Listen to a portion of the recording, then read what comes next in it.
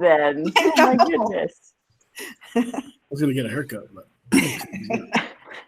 Let's not even start talking about that, Mr. Garcia.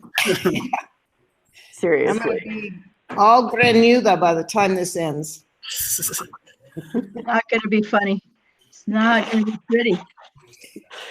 Okay. Is Board Member Bozé with us? I don't see her on unless she's on by phone. We are streaming, though. We are streaming. We'll give it another moment to see if she joins us. And Vice President Price There she is. on. There she is. Yeah. Marvelous. Okay. We will get started unless somebody tells me different. I'm going to call this meeting to order. And I guess start with a roll call of board members. So, Board Member Bozé. Present. Marvelous. Dr. Gonzalez. Present. Secretary Garcia. Here via computer. Excellent. Vice President Price. Here. And Student Board Member Torres. Here. And Student Board Member Harvey. I'm blanking on your last name right now. Guinness. It's McGinnis. Present. Yes, hi. Nice to see you. So, and just a reminder, we are doing this virtual meeting that is streaming to the public because of the COVID-19 pandemic and the governor's rules and executive order, among other things, preventing a gathering of more than 5 people. I think that's still where we are. But we do have 5 board members, of course. And so we are meeting virtually. Now, if we can move on the agenda to the Pledge of Allegiance and the salute to the New Mexico flag. And what we learned last time, I guess, is that I read through them and the rest of you can whisper or mouth along, because otherwise it becomes a bit of a cacophony. So here we go. I pledge allegiance to the flag of the United States of America and to the republic for which it stands, one nation, under God, indivisible, with liberty and justice for all. Juro fidelidad a la bandera de los Estados Unidos de América y a la república que representa una nación bajo Dios, indivisible, con libertad y justicia para todos. And then the salute to the New Mexico flag. I salute the flag of the state of New Mexico, the Zia symbol of perfect friendship among united cultures. Saludo la bandera del Estado de Nuevo México, el símbolo Zia de amistad perfecta entre culturas unidas. And the acknowledgement of tribal land. We acknowledge the original people of the land, the Tesuque Pueblo people and other tribal nations, and ask them to walk with us today as we share and learn together. Okay, thank you very much. We are on to the approval of the agenda. And as a reminder, we will do everything on the agenda with a roll call vote. So if someone is willing to make a motion, unless there's discussion on the agenda itself. I move to accept the agenda. Thank you, Dr. Gonzalez. Is there a second? This is Sarah. I second that. Thank you very much. And let's see, we'll do this in a rotating way. All those in favor of approving the agenda, Dr. Gonzalez. Yes. Secretary Garcia. Yes. Vice President Price. Yes. The board president votes yes, and board member Bozé. Yes. The agenda is approved. Now we have the introduction of the interpreter. Thank you, Madam President. Hedman Martinez, are you available? Take off your mute. Yes, I am. Can you hear me? We can't hear. A little bit louder if you can up your volume. Thank you, Edmond. Ya, buenas tardes. Mi nombre es Germán Martínez y serviré como intérprete si alguien ocupa esos servicios. Esos servicios serán producidos por medio de otro web meeting y el número para llamar para escuchar esos servicios es 605-854-1239. El código de PIN es 353-558-932. Y si alguien ocupa esos servicios, pueden escuchar esos por medio de ese medio. Mr. Martínez, por favor, repite los números. Sí, el número para llamar si ocupan servicio de traducción es 605-854-1239 con el código de PIN 353-558-932. Thank you. Gracias. Thank you very much. Moving on to item 3 on the agenda is the union update. Do we have Grace Mayer, the president of NEA Santa Fe, with us? Doesn't look that way. Or anyone else from the union?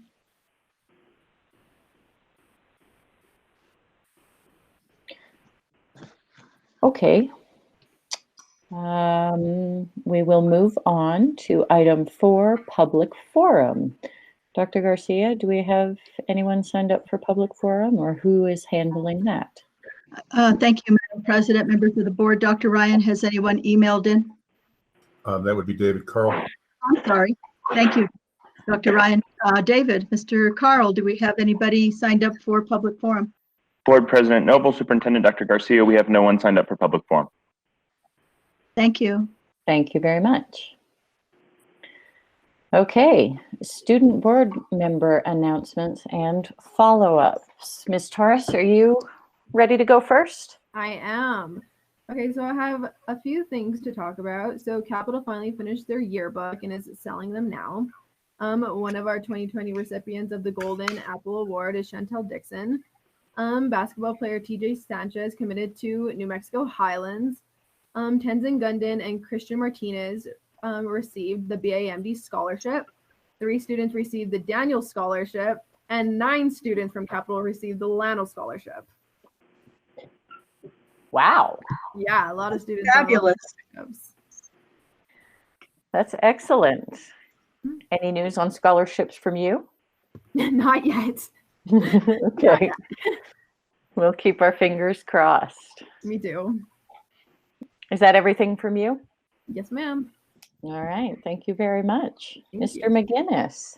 Excellent. So mine is more focused on the digital learning aspect from Santa Fe High School. We currently have over 90% of our students participating in distance learning. We had 3 students win the first round of the Superintendent's Challenge. Those were Carly Johnson, 9th grade, Sachi Mitchell, 10th grade, and I am probably going to butcher this name, Mamie Hess, 11th grade. And we have had full participation from staff in implementing the distance learning. So that is all going well on the Santa Fe High School end. Great. Anything else? In personal news, I was one of the students to win the Lano Scholarship, so that has been going well. Excellent. Congratulations. Congratulations. And does either of you want to tell us at all what it's feeling like to be a senior in 2020, the year that got disrupted? Not fun. No. It's certainly interesting trying to choose a college right now.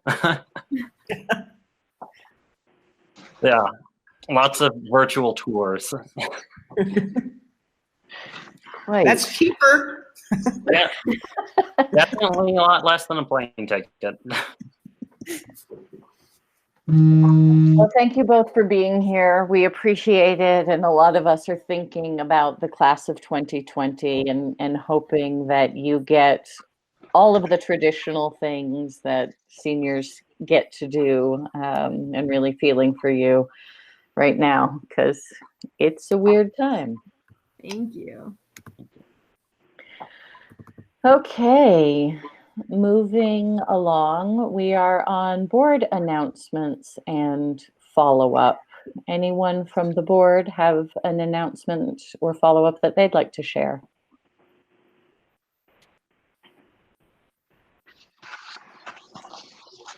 Madam President, this is Rudy. I'd just like to, I don't know if this is the time to bring it up, but just like to thank the entire district, and superintendent all the way down.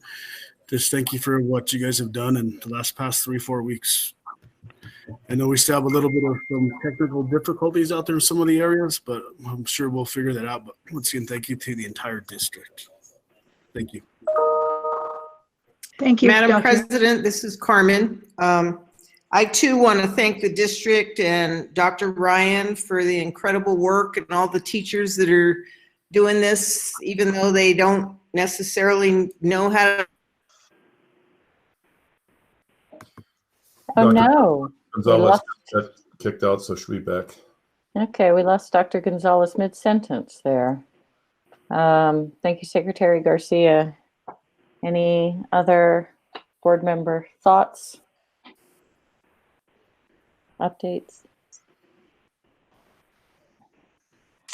I just wanted to second or third that emotion. I feel like the district is doing an incredible job. It feels like miracles every day. And I know in my house where we're having a third grade class meeting every morning, it's getting better and better. And I would imagine that that's happening all across the district. It's getting better and better and clearer. So thank you, Dr. Garcia and Dr. Ryan and everybody for continuing to move this forward and make it better every day. We appreciate that. Thank you. Okay. Any other board announcements and follow-up? I haven't seen Dr. Gonzalez rejoin. I'm sure. Oh, yes, Dr. Gonzalez has rejoined. Dr. Gonzalez, if you want to unmute yourself and complete your thought, we lost you midstream. There you go. Go ahead. Well, I just was thanking all the people that have worked so hard to get this. I know people worked during their spring break and everything to get this up and running.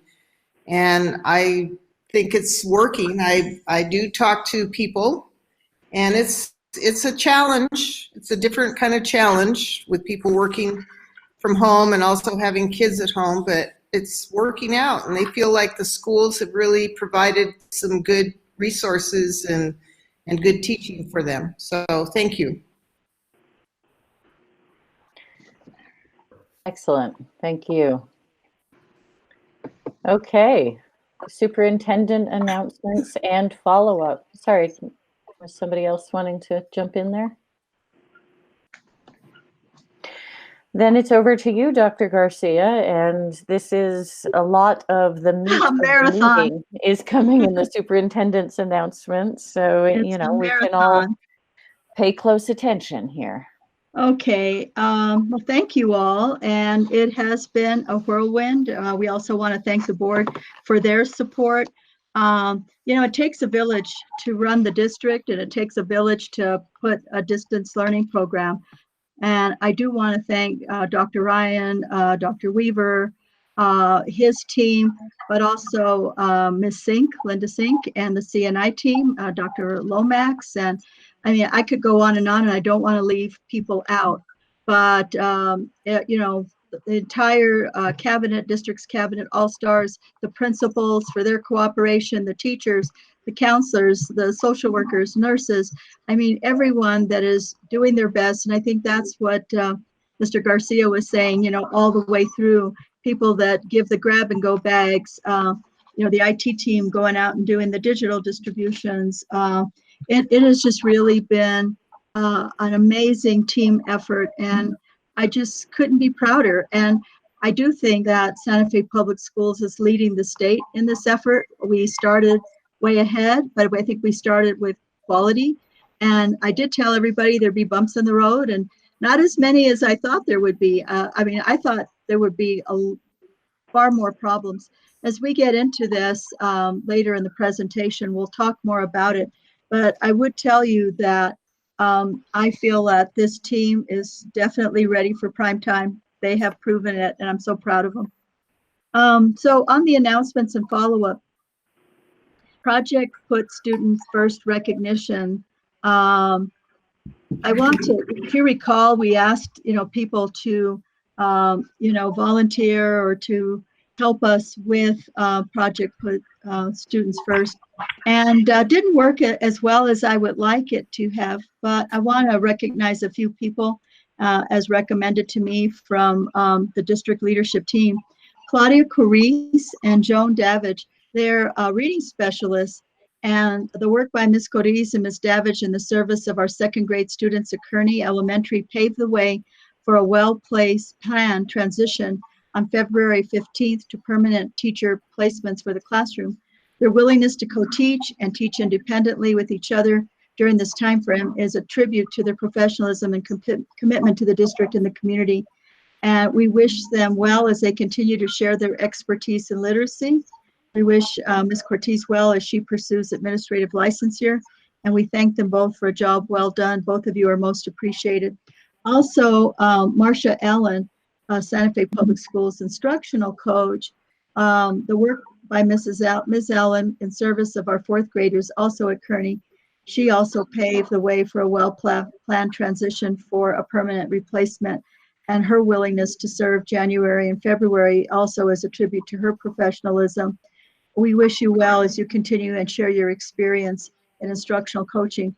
So we want to thank these wonderful educators. It's not easy to be pulled from your, the work that you do and then go into a different environment. And they just had a fabulous, very positive attitude.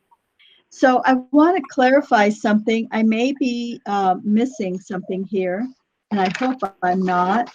Because Harvey, didn't you say that, Student Board Member McGinnis, didn't you say that you also, oh, there you are. I was afraid we had left you off. So I want to share Lanel scholars from Santa Fe Public Schools. And we have quite a few of them from the lab that received awards. I'm going to go through them. The students deserve their due. Aya Safi, a senior at Capitol High, is the first recipient of the Sheila Morris Luna Memorial Scholarship. This is from Lanel. $20,000 award designated for one outstanding female student who is pursuing a STEM degree at New Mexico College or University. She's the first in her family to graduate high school and intends to pursue a degree in electrical engineering. She also says she intends to be a role model who encourages other Palestinian, Muslim, and Arab girls to empower themselves through education. I also received, also from Lanel, the Institute of Electrical and Electronics Engineer Scholarship, which is $1,000 for students pursuing engineering fields. Next is Tenzin Gendon from Capitol High School, one of 4 students who received $10,000. Those are the Copper Scholarships. Yasmin Centron from Santa Fe High is this year's recipient of the Susan Herrera Scholarship, named after the founding Lanel Foundation CEO and also state representative. That scholarship provides $10,000 in financial assistance. 15 students received the John and Marty Brown Leadership Scholarships, also from Lanel, named for the former lab director and his wife. These are $10,000 awards. Santa Fe Public Schools recipients are Malcolm Ellers, Mandela International Magnet, Olivia Hogan, Mandela International, Jocelyn Oshoa, Capitol High, Paloma Sandoval, Capitol High. Jocelyn also received the Ellen Johnson Memorial Scholarship from Lanel, a $1,000 award for students pursuing business-related fields. 59 students received bronze scholarships, receiving $1,500 a year for up to 4 years, for a maximum total of $6,000. Recipients are Summer Armijo Rotuno, Santa Fe High, Katia Chavez, Santa Fe High School, Tenzin Lungtok, Santa Fe High, Daisy Madrid, Capitol High, Christian Martinez, Capitol High, our own Harvey McGinnis, Santa Fe High, Rowan Naden, Santa Fe High, Samantha Olivas Leo, Capitol High, Eduardo Pena, Capitol High, and Karina Darango from Capitol High is one of 4 students who received the $1,000 Ray Lee Zipporah Scholarship, which is awarded to female first-generation college students and female Native American students. Congratulations to all. The 2020 Daniel Scholarships from Santa Fe Public Schools, Capitol High seniors, and they were mentioned a while ago, but I'll give them a shout out. Christian Martinez, Osman Pacheco, and Herman Rojo have been named 2020 scholars. This scholarship program from Daniels pays towards the cost of college tuition, fees, room and board, books and supplies, and miscellaneous educational expenses. Congratulations. And Capitol High School Health Occupation Students of America, HOSA recognition. Congratulations to Capitol High School HOSA, future health professionals, for being recognized as the Chapter of the Year. Woohoo! And being awarded the state championship banner for 2020. Being recognized as Chapter of the Year represents membership, career awareness, leadership development, civic consciousness, vocational understanding, and social intelligence. You can't beat that. Teachers, Jennifer Bakovich, Natalie Garcia, and Reed Burgess, thank you for supporting our students, and congratulations to Capitol High School HOSA program. Ortiz Middle School, ready for this? First place Destination Imagination Team. 6th and 7th graders, Amando Garcia, Josue Garcia, Jeremiah Gonzalez, Santiago Gutierrez, and Jasmine Zermeno. The teacher is Elizabeth Ramirez. Destination Imagination is a volunteer-led educational nonprofit organization that teaches 21st century skills and STEM principles to kindergarten to university level students by collaborative problem-solving challenges. Again, congratulations to Ortiz Middle School for their first place Destination Imagination team. ERDI, donations to partners in education. And what I wanted to mention is I was supposed to go to this conference and I couldn't go. And I asked Assistant Superintendent Vanessa Romero if she would attend, and she did. And we received a donation to Partners in Ed. And we want to thank Vanessa for attending, because she attended all those meetings and earned that. But that money for Partners in Ed will support the Santa Fe Public Schools. Ms. Romero, now for attending ERDI, has joined education leaders around the country to tackle some of the biggest problems facing education, is equity, access, effective instruction, and social and emotional learning. So thank you, Assistant Superintendent Romero, for attending that and bringing home that $2,000 prize for us. In your packets, I know that board member, our Secretary Garcia, had asked for the capital budget for early college opportunities for ECO. And I don't know, Grace Mayer just joined us. I don't know if you can see this. Alma, can you put this piece up on the screen, or is that even possible? Which document are you looking for?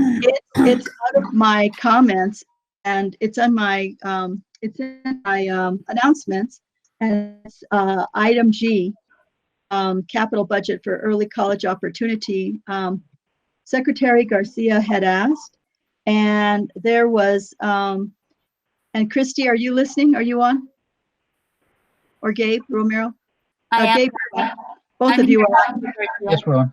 Okay, so there was, the beginning budget was $10,080,000, and encumbered was $933,000. Expended is $157,000.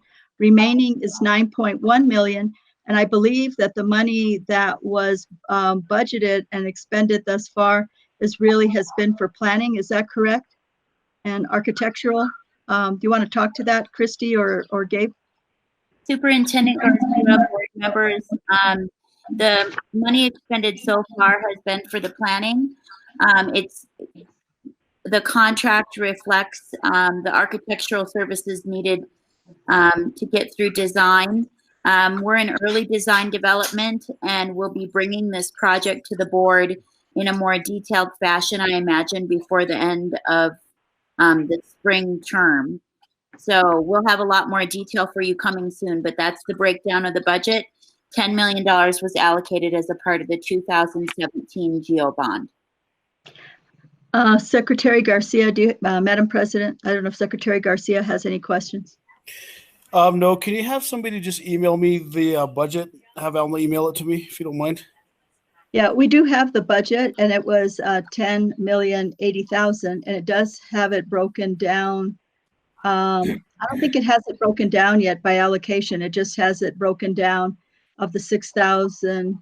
Of the amount that was encumbered, which was the 933,000. But yes, Christy, Deputy Superintendent Christy Wagner can have that emailed. We'll email that to you.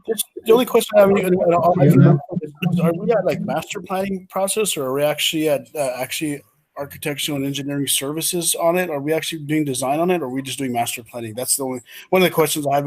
But if somebody can just due to time, if somebody can email that to me, that'd be great. But thank you guys. Thank you, sir.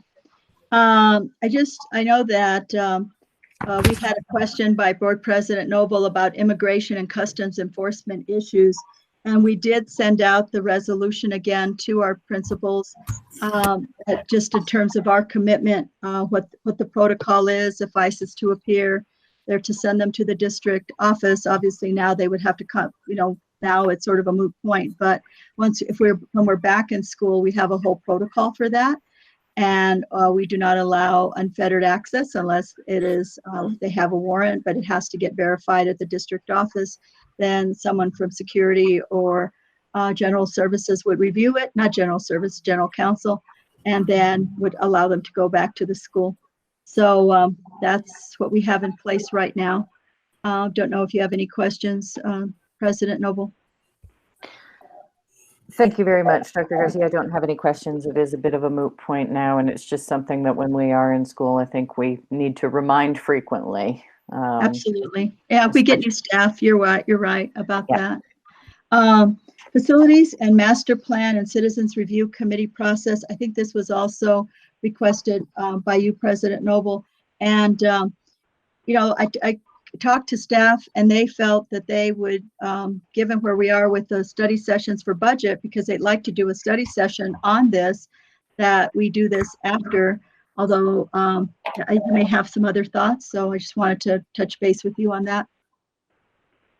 Okay, we can talk about that. Thank you. And I think it would be great if we can work it in to do a study session. Okay, all right. So I'll work with you on planning. Okay. And then just unit value, we don't have an update yet. I'm sorry, Madam Superintendent. I have a question just regarding this. So are we planning a proposed, recommended that the CRC does not meet till after the spring till we figure what's happening here? The CRC has an agenda that is separate and apart from the what would happen with the unit value, because their funding does not come from operational, and they have a body of work to do. So we will be meeting tomorrow. We have a regular meeting. No, so just really quick. So I guess I just as long as I'm sure you guys have this figured out, but just as long as we're looking and how we get there and when we get there, I know it's a whole different world, because remember, we're going to have an election here, and the CRC, Citizen Review Committee, needs to actually make some recommendations to us prior to that election. But just as long as we're all on track, that's all I have concerns about. Thank you. Thank you, sir. And noted. Unit value update. The spring budget workshop was postponed and delayed, I guess I should say. And it's taking place this Thursday and Friday. We have various members of business services as well as other departments attending. I will be attending on Thursday. And as soon as we get the unit value update, I will let you all know.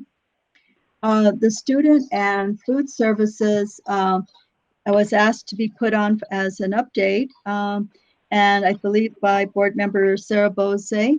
And Christy, can you just fill in for me and just do a very high level, and then we can stand for questions on that one? Yes, Dr. Garcia, board president, board members. We continue our weekly food service, to students in the community. We've reduced the service to Monday, Wednesday, Friday, serving 10 meals over 3 days. This week it will be over 2 days because of the holiday on Friday. But that includes a breakfast and lunch meal distribution for children 1 to 18. And we are serving about 1,800 meals per day. And I know there was some concern about the variety of the meals. That was really a supply issue. We're now working to deplete our current inventory in our schools. Since school isn't reopening, we're preparing the food we have on hand, and then we'll move to what's available by our suppliers once that's depleted. Is there any questions about food services? I just have a quick comment or whatever else. Just so that you know, I actually did go to Capitol High several times in the last 2-3 weeks, and you know, I know the schools are actually, and you actually had a letter to the editorial, and or you sent out an email. You know, we're utilizing our property to actually help out nonprofit providers, and you know, I think everybody out there is doing a good job, and it just takes a little while and takes a lot of patience for us. But thank you once again for the district for lending the property to nonprofits to actually help distribute those foods. Also, just on another note, I actually went to Thomas Ramirez in regards to the art supplies getting handed out. There's a huge line of cars, which is great, all the way down Rafina Road. But just thank you for what we're trying to do to help out the situation. Thank you. Thank you, and I want to thank NEA and Grace Mayer for they worked with some of the museums and they were able to get supplies out to kids. So thank you. Ms. Bose, do you have any questions on the food? Yes, on the food. Board Member Bose, did you have any follow-ups? I think what prompted the question was just what came up during our study session as far as the difference between the meals that are normally being distributed and how much less is being distributed now that schools are closed. And it does sound like those numbers are increasing slowly. I'm just curious, you know, what you found as far as why those numbers are different, and if we're continuing to try to reach more children as the weeks progress. Well, I'll begin, and then Deputy Superintendent Wagner, if you want to pick up from that. We've done a lot, and we try not to over robocall, but we've done a lot to try to reach out to parents. And for various reasons, you know, some people may be working in an industry where they have to be doing service work that maybe they can't bring their children. You know, we haven't surveyed to find out why not. I know we're trying to build Rome in a day, and it's been tough, but I think, you know, we've had our principals, you know, calling families to find out, you know, like who didn't have internet access, who they hadn't made contact with. We've got all that info. So I think now, you know, in this next phase, we probably could have the schools contact families that qualify for lunch to find out what those impediments might be to increase participation. The other piece that limits what we can provide in terms of food are what you can serve in a grab-and-go environment that is stable enough to not spoil so that kids don't get sick. And Ms. Wagner, do you want to talk about that? Sure. So, in addition to supply, we're obviously bound by food safety, and food safety is tied to temperature. So it is a limited menu of options that we'll be able to provide irregardless of supply and inventory. And then just to expand a little bit on the participation piece, we're seeing roughly what we might see in a summer feeding program, a little less.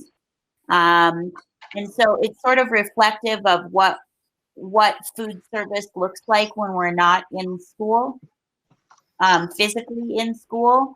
And so perhaps that has something to do with the logistics.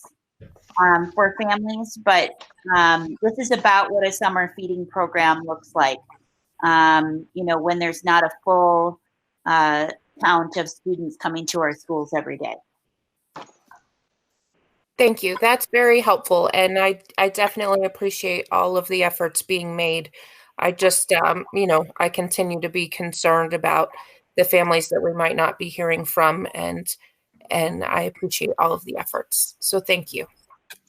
Thank you. And I also want to thank Ms. Wagner. She's been coordinating and representing me on the mayor's.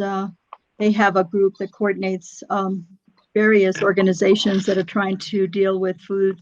I think they're calling it security instead of insecurity. I believe Board President Noble is on that group as well. And so she's been doing a lot of work offline from that group, coordinating with other efforts. And then she's also organizing and meeting, connecting with community partners that have reached out to us. So now that we are getting school more stable rather, we want to start adding based on need, community service providers that have reached out to us just because of the time frame. One thing I wanted to clarify about the meals, we're doing Monday, Wednesday, Friday, in part because families can pick up more than one set of meals each pickup, correct? There's two reasons. One, it saves gas. They are more likely to come and pick up, but also as a request from the union so that there's less exposure for employees to be out, because we still haven't received PPE. Okay. Yeah, I just wanted to clarify that it's not actually a reduced amount of food being offered. It's right. 10 meals. More limited windows. Yes, 10 meals in the same. This week is a little different. Ms. Wagner, correct me if I'm wrong. It's Monday, Wednesday, and Friday, but this week, because of Good Friday, the distributions will be, is it Monday, Wednesday, and Thursday, Ms. Wagner? It's Monday, Wednesday, and Gabe, can you jump in? Is it Monday, Wednesday, Thursday, or Monday, Wednesday? It will be Monday and Wednesday they'll be obtaining 3 days of meals. Yeah, we did a robo on that, but it feels like a million years ago. We can do a reminder on that in the morning if we feel like we should. But yes, this week is a little bit different. And then on Saturday, there was a big distribution of food at Capitol High and other sites. Adelante has been giving food out. So, I mean, I think the community is really working hard to make sure that people are getting food. And I wanted to say I got contact from a community group last night who was appreciating in particular Christy Yonda Wagner for her help in as I think Secretary Garcia mentioned, giving access in order for food distribution to take place on school properties in a safe way. And I think this is another example where there has been really an extraordinary amount of community partnership and coordination. And I just want to thank everybody for the hard work and for finding solutions that do reduce the exposure, the cost of gas, all of these things. And, we can keep refining this, but a lot of great work has been done so far. And I know it's because you are all answering your phones at all hours of the day and night. And I did receive a very explicit appreciation about that. So thank you. Terrific. Glad to hear that. I noticed I skipped over one, and that was Ms. Boze's recommendation on gun storage. We have a proposed resolution, and we'll bring it back to another on another agenda. But Ms. Boze, I'll be sharing it with you to see if you want to tweak it. Okay. Thank you so much. You bet. You bet. Really also, I want to. I just, if I may, I just want to read something that I got a text. I think it was this week or whatever, or late last week, and this is from a real prominent individual from the Tierra Contenta area. Hey, Rudy, just wanted to text you this morning to let you know that the school did get back with me with a pretty fast and did a great job of explaining things. Thank you so much. Also, I haven't attached the city. So there's just somebody pretty dominant individual from the Tierra Contenta area. Thank you for getting back to these individuals that call you guys.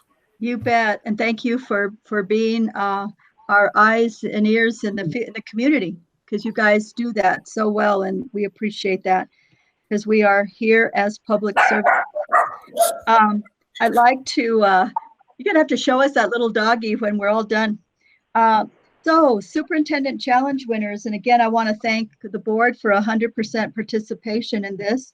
But on April 14th, I announced the first 14 winners in the Superintendent's Challenge. And the contest is, aimed at motivating students and keeping them engaged. They can't participate in sports or clubs or other extracurricular activities during the state mandated closure of schools. I thought it would help with social distancing. And, it's just tough on them. It's really hard. And I'm so proud of them for complying with the governor's orders.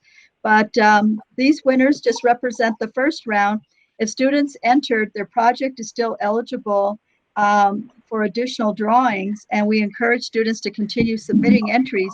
So the first round of winners, they each won $100, is Sofia Perez at pre-K, Tasuke, kindergarten, Zoe Ortiz, Ramirez Thomas, first grade, Kenneth DeGrave, Carlos Gilbert, second grade, Michaela Chavez, Gonzalez Community School, third grade, Armando Houston, Kearney, fourth grade, Dylan Chandler, Carlos Gilbert, fifth grade, Tomas Grego, Chaparral, sixth grade, Jacqueline Dominguez, Ortiz, seventh grade, Anne Berenson, Milagro, eighth grade, Oscar Horn, Academy for Technology and the Classics, ninth grade, Carly Johnson, Santa Fe High, 10th grade, Sachi Mitchell, Santa Fe High, 11th grade, Mamie Hess, Santa Fe High, 12th grade, Sierra Rodriguez, Santa Fe High.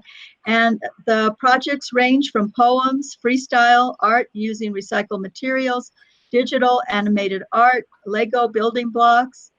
We had quite a few of those, poems, freestyle videos, freestyle music, painting. I mean, they were super creative. And my dog just joined me. So we're so proud of our students. And so congratulations to all of them. They each take home $100. If anybody that's listening, please, I plead with you, if you'd like to contribute to the Superintendent's Challenge, please email Joseph West at jwest@sfps.k12.nm.us. We need more contributions. Hundreds of students have entered the contest so far, and we expect hundreds more. So congratulations to them. And then I have a general services update. So while it could I ask a question? Yes. Please? Well, Madam President, Dr. Garcia, is there do you have a committee that's selecting these winners, or how is that done? Yes, ma'am. We do have a committee that go through. They as they come in, they get put into a table. They get sorted by grade, and then they review them by grade. And then the whole new ball game out there, and I've heard this from many individuals, as into, like I said, is like, wow, you don't realize what educators do other than just dropping your kid off and what happens during the day. But thank you for looking into those added days and see how we could actually shift stuff around in order for the teachers actually to get their break as well, because they obviously do need a break. But thank you for looking into that. You bet, Secretary Garcia. And when the kids are at home and you want to suspend them, where do they go? Right. They're misbehaving. But it's really been quite an experience in flexibility and our sense of humor, right? You can be in the middle of something and something's burning on the stove, or a kid is running behind somebody, or a dog is barking. But people are just adjusting to this new way of interacting and working together. And I also, my hat's off to the teachers. Many of them have children, and principals have children, and they have young ones that they're trying to help and then also teach. And so hence, the schedules have to be flexible to accommodate everyone. And I just couldn't be prouder of our district. And the attitude has been so positive. The educators, everyone has just been amazing. And I'm just so grateful for the wonderful professionals we have in this district. Just amazing. And all our support staff. Again, I feel very blessed to be superintendent of this district. So thank you, Madam President and members of the board. Thank you. Any other questions on that whirlwind of superintendent announcements from the board members? Okay. And it's true. Everybody has been really doing incredible work. And if there was ever a time to be incredibly proud to be a part of the Santa Fe Public Schools, I think it's now. And teachers are making it work. It's amazing. Before we go to presentations, I had a text message from Grace Mayer, the president of NEA Santa Fe, whom we know has joined us as she has used the chat. She says her mic doesn't work for some reason, but I'm just going to read a brief union update. She says, we are working through challenges with the district regarding distance learning. Parents, staff are frustrated with changing schedules, amount of time students are online, limited access, juggling multiple students, as well as parents and educators. There have been positives. There have been positives as well. Concerned for the safety of our nutrition workers, but we're doing everything we can. Security guards need masks and gloves and maintenance, I think. NEA Santa Fe will be at Aspen tomorrow, which is Wednesday, with 150 packets of science hands-on projects from the Santa Fe Botanical Garden, as well as 75 art supply bags. So again, at Aspen tomorrow. Grace, maybe you'll let us know in the chat what time NEA Santa Fe will be at Aspen tomorrow. I'm guessing during the meal distribution, which is 10:30? 11:30 to 1. 11:30 to 1. Okay. She also wrote, we are also in discussion regarding collective bargaining with Ms. Sink, possibly delaying aspects of reworking the entire document until June. Current language remains in place until we complete negotiations. Oh. And Ms. Mayer has said in the chat 10:30 to 12:30 is when NEA Santa Fe will be. NEA will be there, but lunch, Ms. Wagner, because we don't want people to get confused. Lunch is Ms. Wagner. I think it's 11 to 1 or Mr. Romero. Or Mr. Carl, do you remember from our robocall? It's 11 to 1, I'm pretty sure. I believe it's 11 to 1. It's 11 to 1. Correct, but yes. Yes. But you might just text Ms. Wagner, please. I have a question. Would you have a minute? Okay, Secretary Garcia. I'm just really quick and looking at the calendar that you just presented. Some individuals have asked this. Are we actually going to need to make up 2 weeks or any days at the end of this year or what? No? Okay. No, Madam President, Secretary Garcia, members of the board, the Secretary of State has waived the requirement for hours for this school year. Thank you. Mm-hmm. This is Lorraine Price. Go ahead, Vice President Price. Yes, could you repeat? A number of you were talking over each other. Could you please repeat the times at Aspen, please? One person? For the art or for food? Both. Grace is saying that the lunch pickup changed. No, I think it's always been 11 to 1. Okay. And so, and I think within that window, Ms. Mayer is saying 10:30 to 12:30, but it's always been 11 to 1. No, Dr. Garcia? Yes. It's 10:30 to 12:30. That's correct. Oh, they did change that. Okay. No, well, it is. Go ahead. It has been 10:30 to 12:30 throughout. Well, then I made all of that up. Thank you, Ms. Mayer.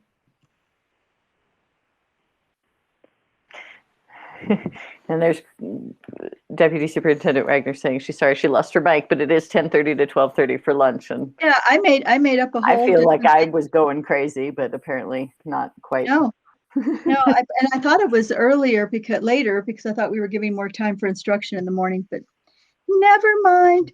Okay. So Aspen, 10:30 to 12:30 for both art, science, and lunch at that site.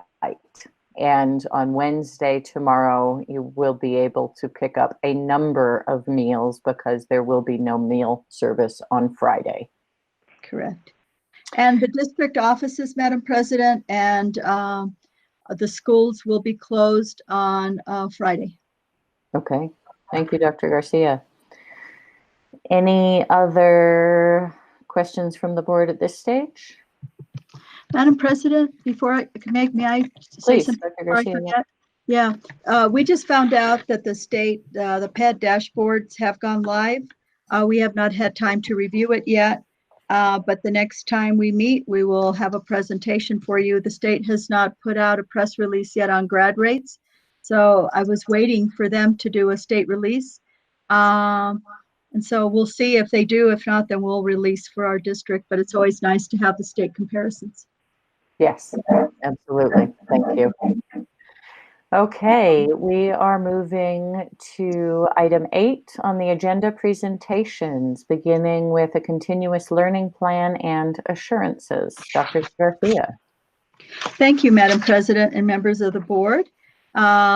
So we're going to, we had to submit to the Public Education Department by tomorrow our continuous learning plan, which we actually launched in advance of submitting the plan.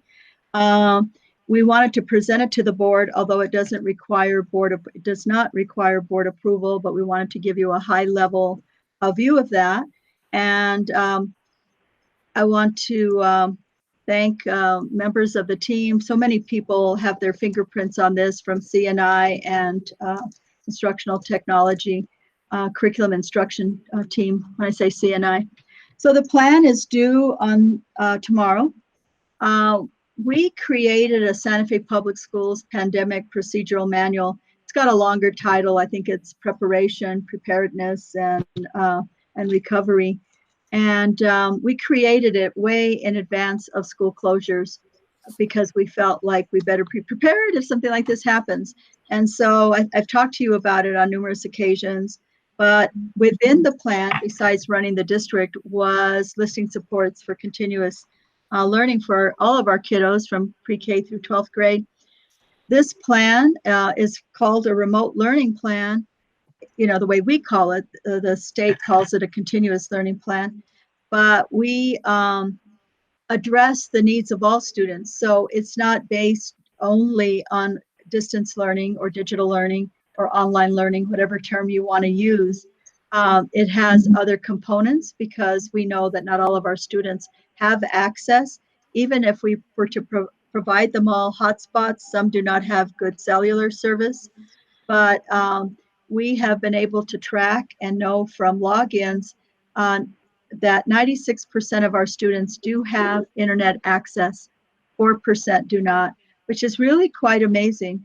And our remote learning focuses on social emotional supports, looking at ELLs, English language learners, special education, and equity. That is a lens that we look at everything through.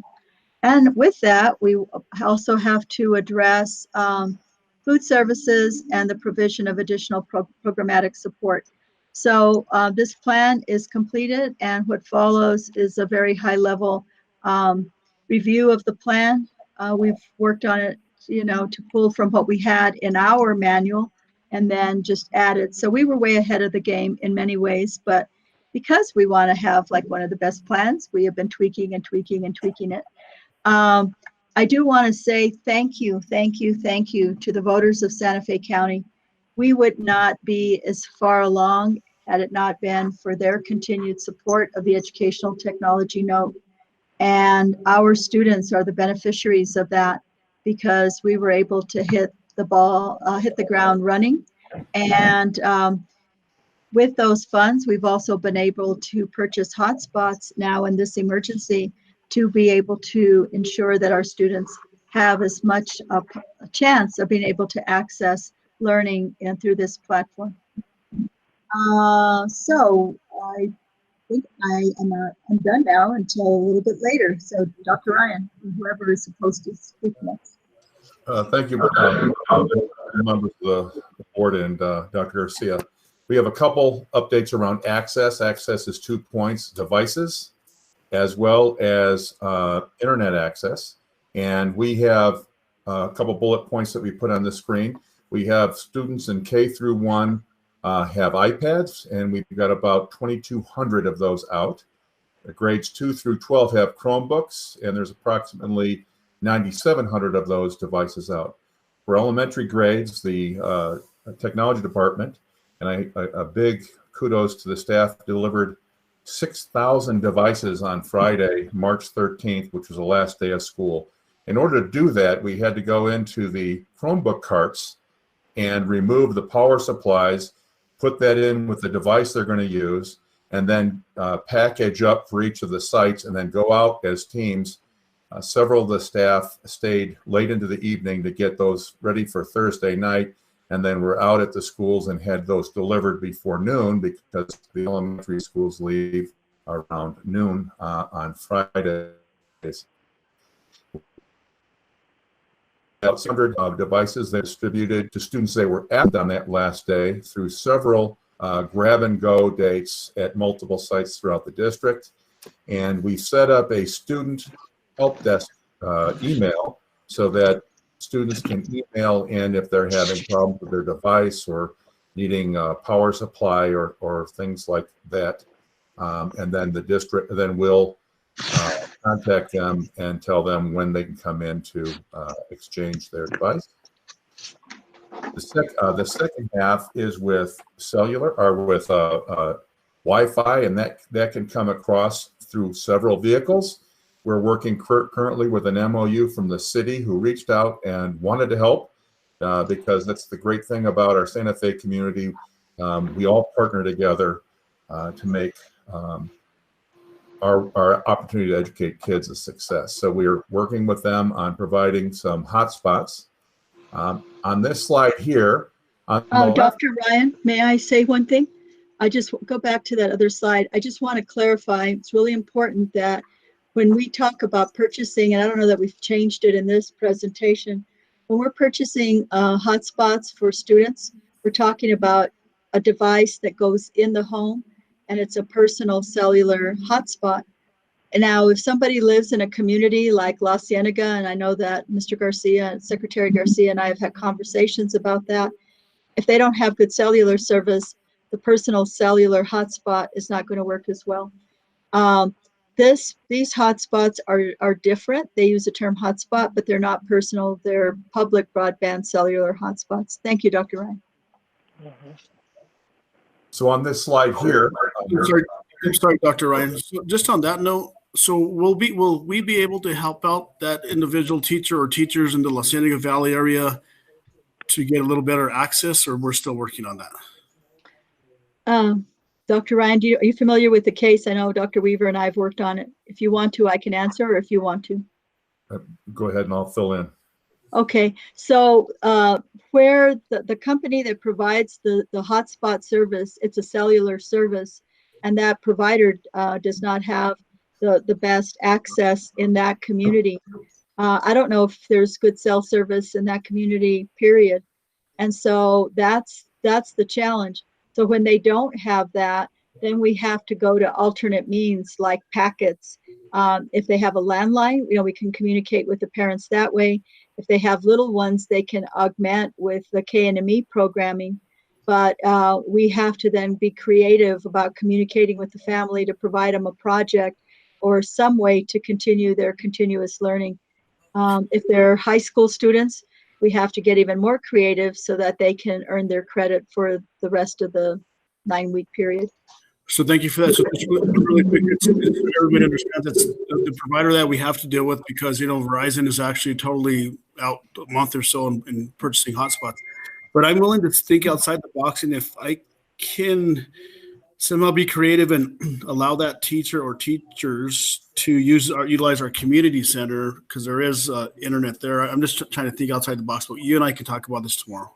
But right, and like students also, if they have a device, they can download content. If they go to one of our grab-and-go sites, right? We have internet at all our schools now. We're augmenting it with this MOU with the city, and which Dr. Ryan will get into in this slide here, slide 8.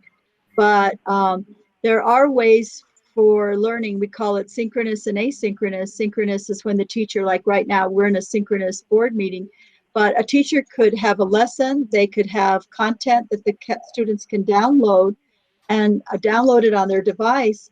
When they go home, they don't need to have internet access.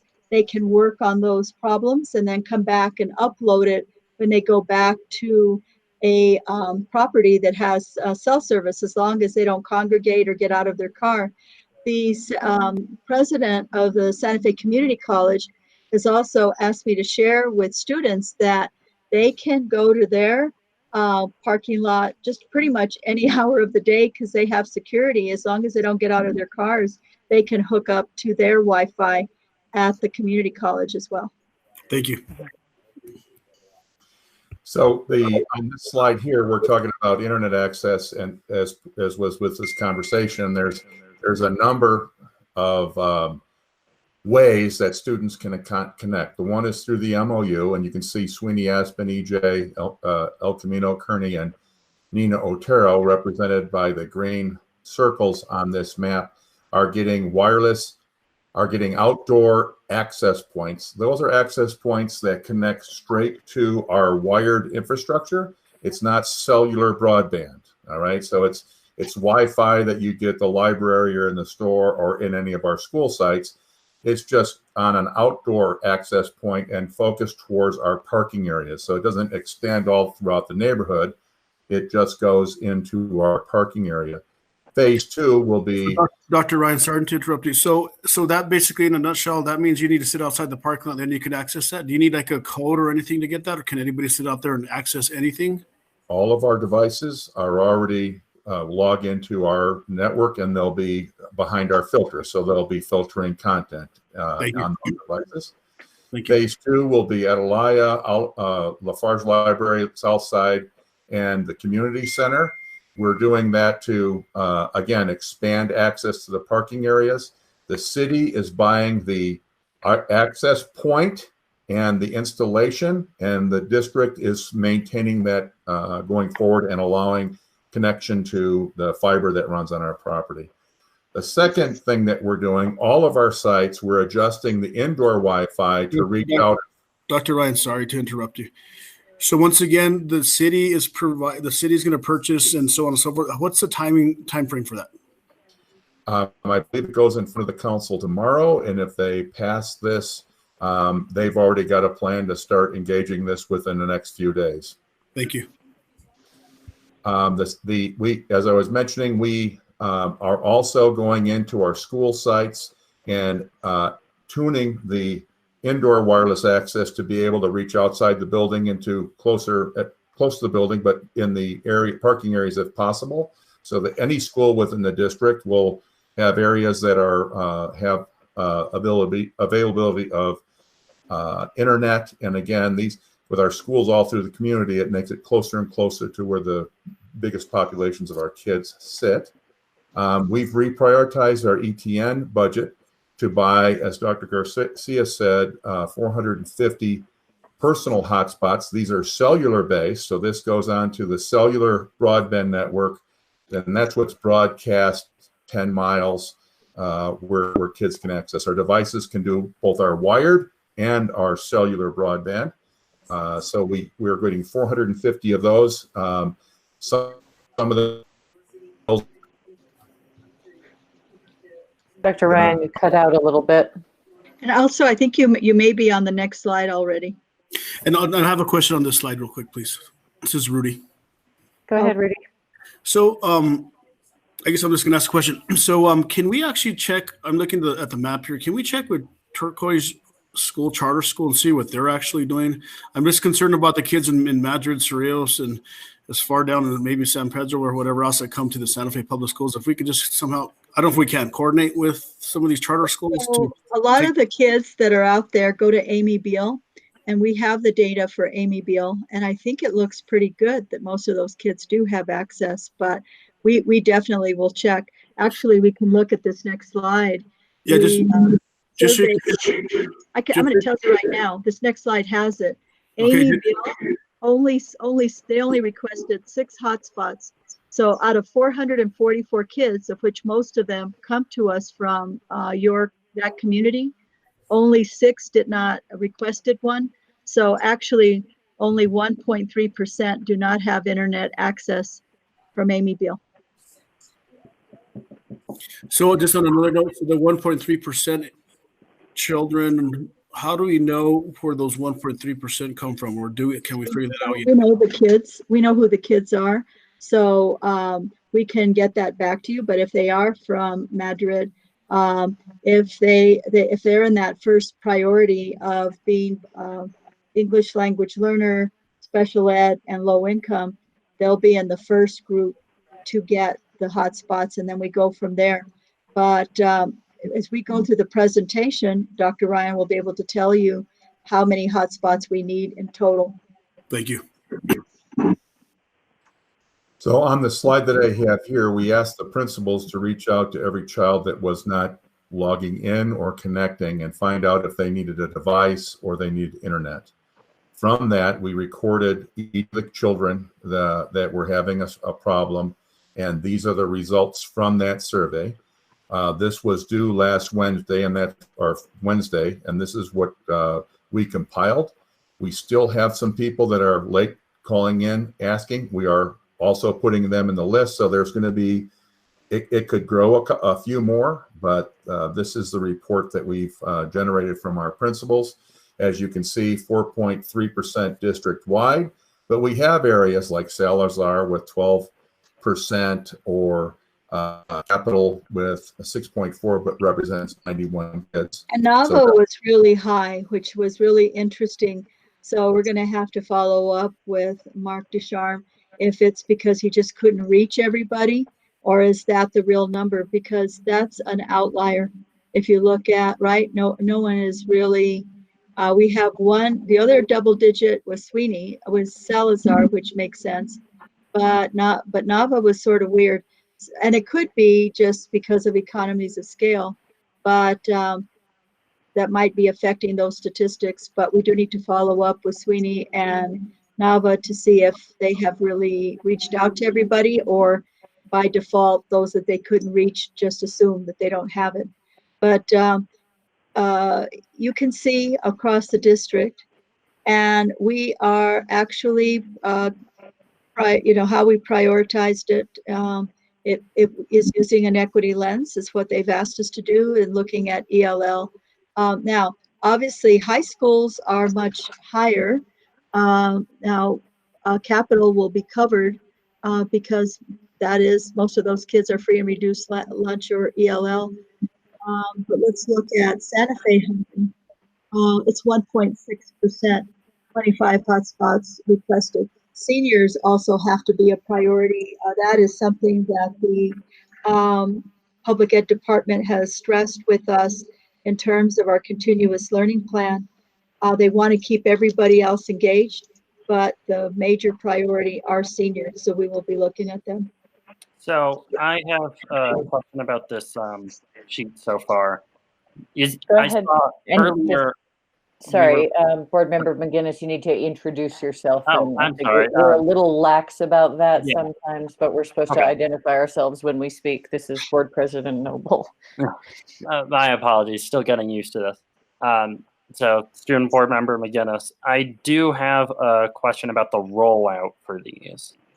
So, I saw earlier that we're looking at 450 had been ordered originally. Is that the correct number for the hotspots? That 450 is what we have ordered, yes. Okay, so do we have a plan for what to do since that doesn't cover everyone so far, or are we going to have multiple waves of ordering? And if so, what's the lag time in between waves going to look like? So as I presented on the slide prior, there's multiple ways for access to the internet through personal hotspots, through the locations that we brought closer in the community at the school for our Wi-Fi connection. We also have some other orders, but by the time they get in here, since there's such a great demand for these across the country, it's going to be a month or two away. So there's a gap. We do have some. plus 150 that were. I wanted to add to that, though. I believe that also through here, we're also looking at siblings. And so if you have siblings, you only need one hotspot for the house. So that's also going to help, I think, impact the numbers. And I did inquire that we were limited by how many we could order because of the suppliers. Okay. That was a major problem. But Dr. Garcia is right. Once you take into account that there might be 2 or more kids in a family, all of those each school might have a representative number of kids. So there might be a middle school kid and an elementary kid that'll have one device. So that'll help after we sort through that list. Is there a breakdown for students and families, or is it right now just based off of student population? This is on students and family. We just closed this from the principals and put this together. Now we're going through our student information system to see where their families or siblings are in the same house. Okay. All right. Okay. Yeah. Go ahead, Dr. Ryan.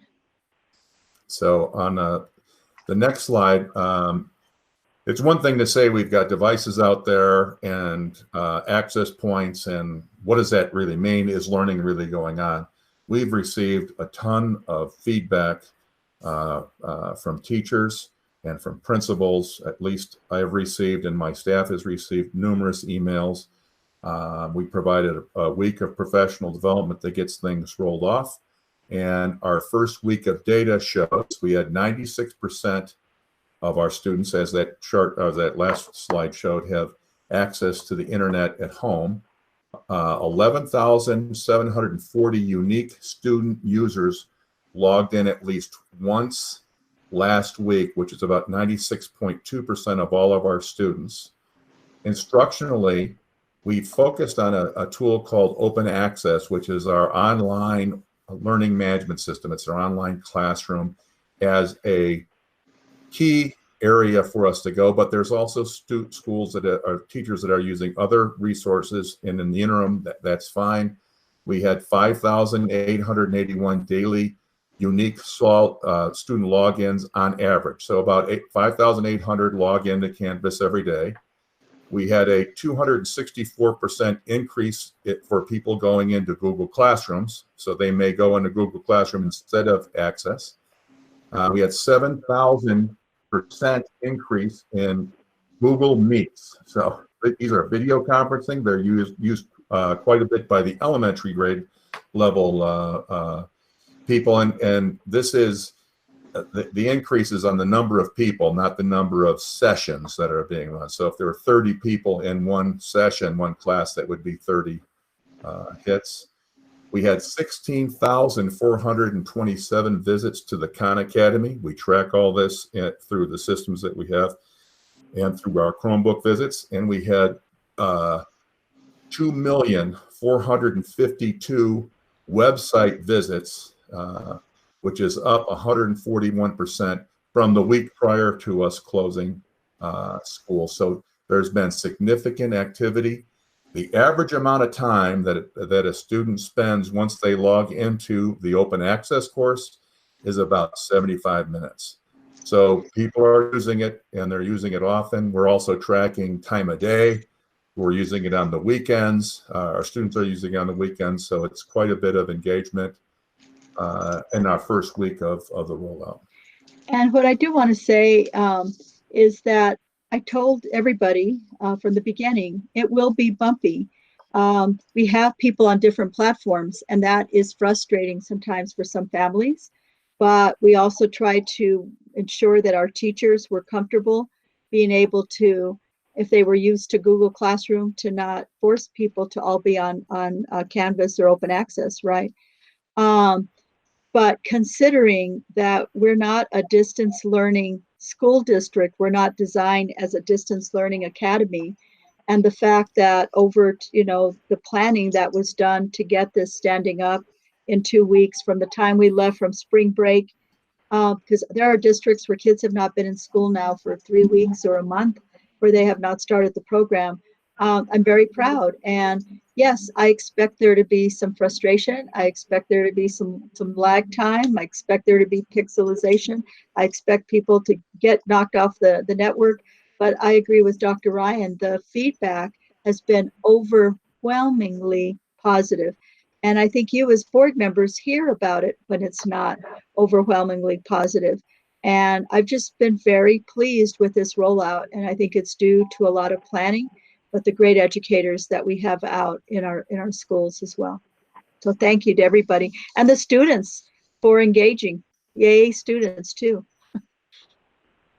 I want to second that, and that slide was extraordinary. And these, these facts are just beyond what I had even hoped would get at this stage. And I just want to say congratulations and thank you to everybody, students, families, teachers, obviously the district leadership, Dr. Garcia, but this is amazing. And it's really come a long way very, very quickly.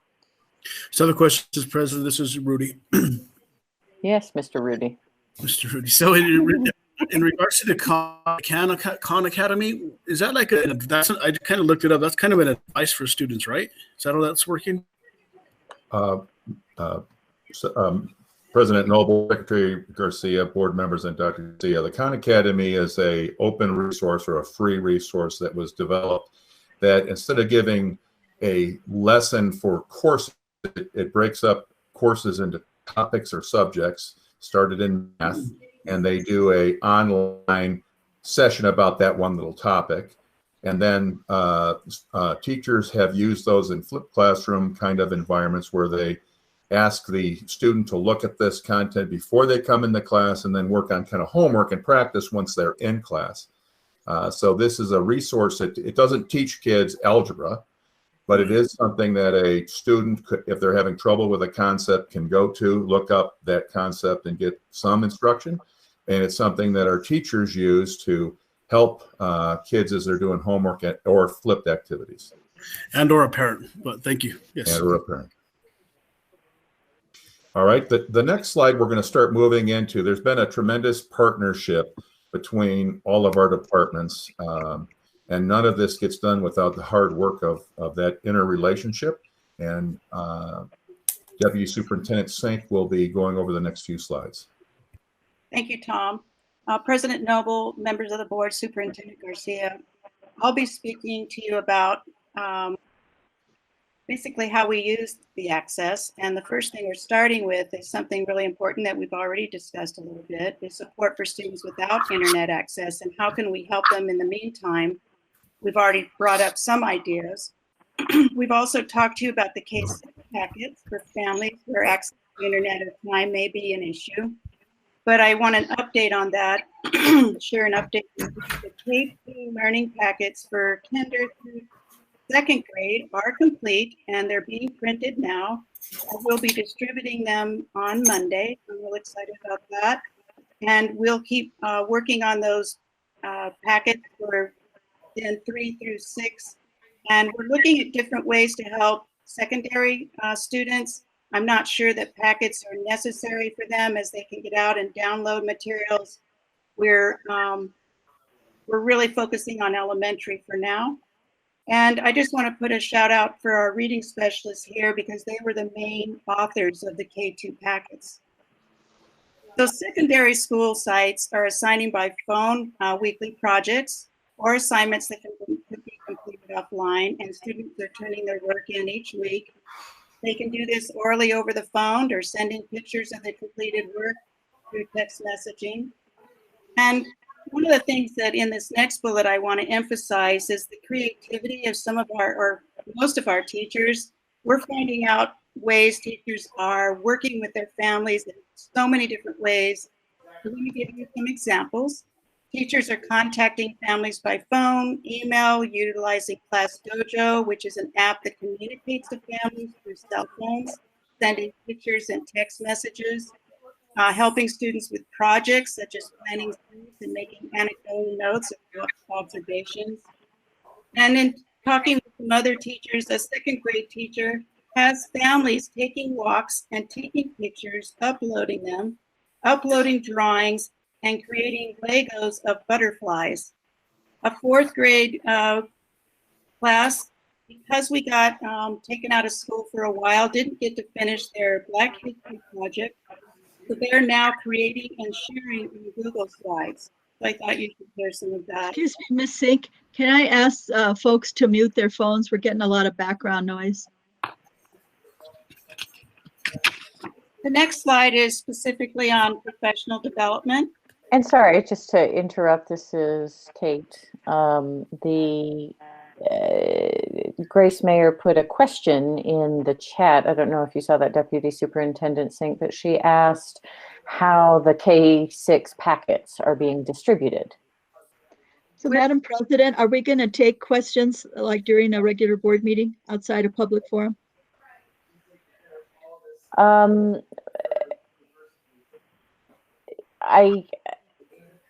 Well, I guess not, if you don't want to.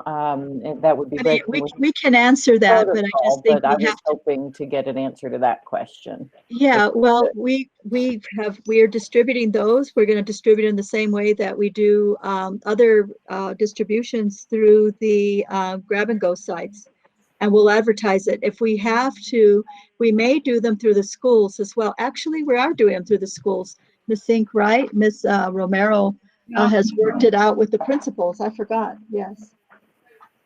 Ms. Romero, would you answer that question, please? Sure.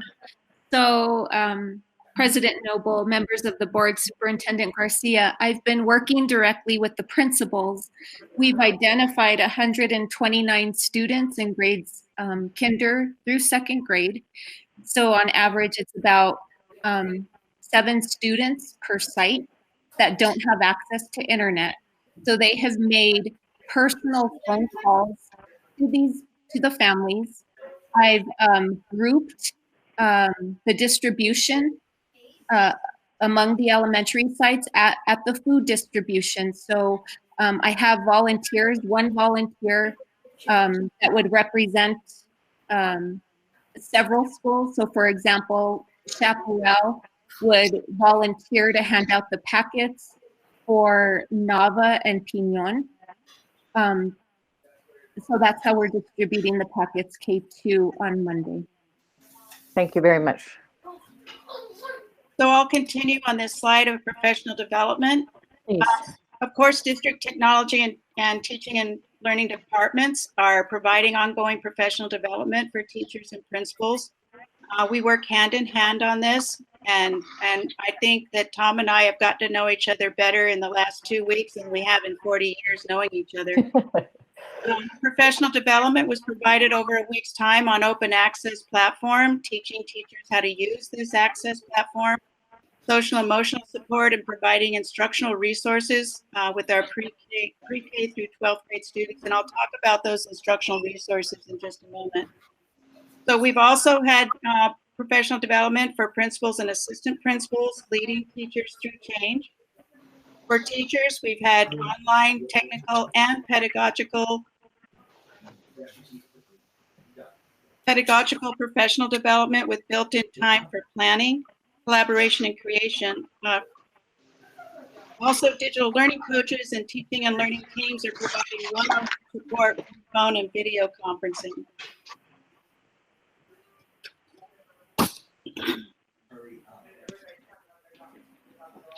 So for academic support, our expectations for academics stay the same. We set the academic standards are set in order to prevent regression and to ensure intentional focus on critical standards. You may remember critical standards were used to be called the power standards. And what we did in that second bullet, curriculum and instruction, created a new guide so that they are easily accessible by the teachers now. And if you want to go into those links, we have the critical standards for each of those grade bands now. And if you realize that for standards, there could be 40 to 60 standards in each of math and ELA, we only have maybe at the most 10 in these standards to these grade bands that teachers can use for their lesson planning. We also developed parent resources, a parent resource guide, and we have that on the website now. It has all kinds of learning activities, including we had our PE coordinator and our music and art help us with this. We also have it translated into Spanish. We have actual Spanish activities that we didn't even have to translate. We got them straight from our departments. So that's been exciting. Here, I wanted to talk to you about the teacher resource guide. We wanted to build something that teachers would not have to go back to their classrooms and worry about resources. So we built a resource guide for them for quick access. And Tom is having you go, you can make that a little bigger, Tom.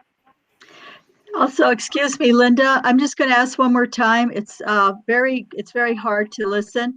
If you're not speaking right now, could you please mute your phones? Because we're getting some background noise from somebody. So you can see that we have this parent resource guide. If you're a parent of a K2 child, you would literally click into that K2 area and you would go into kinds of art activities. You can get a little bit of a taste here. But if we actually went into these 3, 5, 6, 8, and 9, 12 activities, there's just loads of information in here. Music activities, children's books, so that they can read the kinds of books that we're recommending for them to, again, stop kids from any regression in reading. All kinds of bilingual examples. Our multicultural department was very helpful in this. And I just want to reiterate that all of the departments have been crucial in this, from our special ed to multicultural. Are they in this drawer? If you could change that now to the teacher resource guide, Tom. Tom, are you able to mute? It's a number ending in 26. So if you can show that, Kate, we have for the teacher resource, we have resources for every grade, pre-K through 12. I'm just showing you the K2 right now. So we called it a K2 distance learning toolbox. I can't quite read it, but you'll see that it's grouped into reading and language development, in math. So in K2, for example, they can click and go to different activities, different lessons, such as library cards, such as language development, daily practicing and speaking and reading, writing, illustrating words. So I won't give you all of these, but I just wanted you to realize that we've really worked hard on having people the tools so that our students don't regress in these 2 months. Tom, I'm good. Yeah, it's much larger. We can still hear you, Linda. Okay, so going on then, and you can go into those places. In fact, I hope some of you already have as parents. And we've talked about all of this now, except for within school schedules, our office hours. I'm going to be showing you school schedules in just a moment. And that's where the CNI, special education and language and cultural teams are there to help our teachers.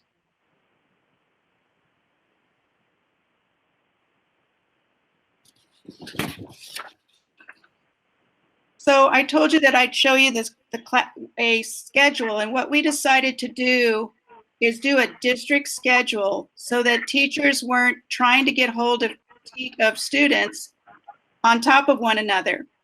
So we have at 9 o'clock, we worked with the principals and their PD on how to set up meetings with their teachers, and this has gone fantastic. The teachers, in fact, the principals say the teachers come more to this meeting than any meeting they've ever had.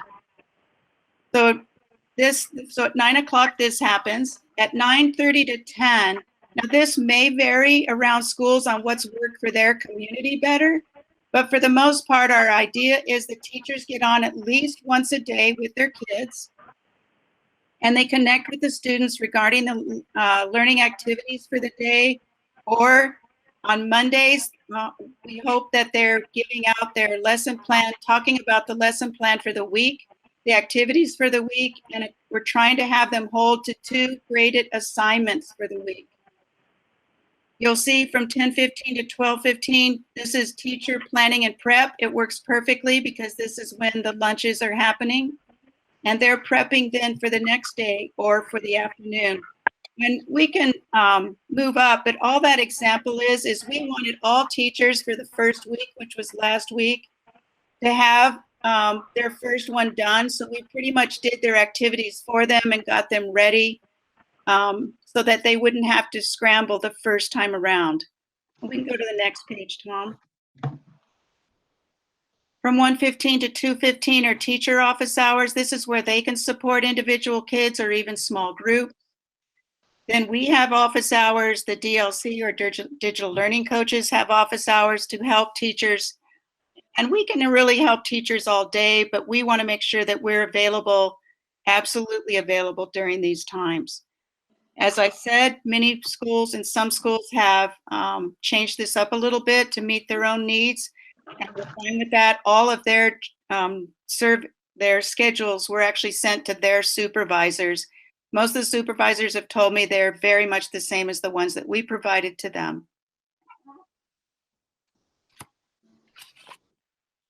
We can move on, Tom. I'll just make a few notes because I know it's getting late. So just very quickly, because this is also what was in our plan for PED, we wanted to also share it with you that we definitely have a very strategic and I think well laid out plan for our special education students with disabilities. They will continue by law to review the IEPs and develop appropriate supports. They'll continue holding individualized education plans, their IEPs, through online video conferencing or telephones. They'll collaborate with our general education teams. There'll be specialist support and continuation of online programming. And I want to thank Julie Lucero, our Executive Director for Special Ed, with us tonight. She's been working with a lawyer to make sure that we follow the law, that we don't skip a beat. I'm really proud of their work. They are right there with us, making sure that we're paying attention to our students, all of our students. And I appreciate all the work that she has done. I don't know if she'd like to add anything here for one moment. I kind of did that by surprise, so probably wasn't nice. I'll go on to multicultural language support. So as I said, for the special ed students, the multicultural language and support under the direction of Lisa V. Hill has ensured resources are available, not only available, but are in Spanish. So anything that we've developed, their team has translated. They've just been fantastic. They're providing options for students to demonstrate their skills. They're including it in technology and non-technology options and have adjusted resources for different language levels, etc. So again, with that, I'm extremely proud of all of my departments. They have worked so hard. And the last one I would talk to you about, the social and emotional, Tom.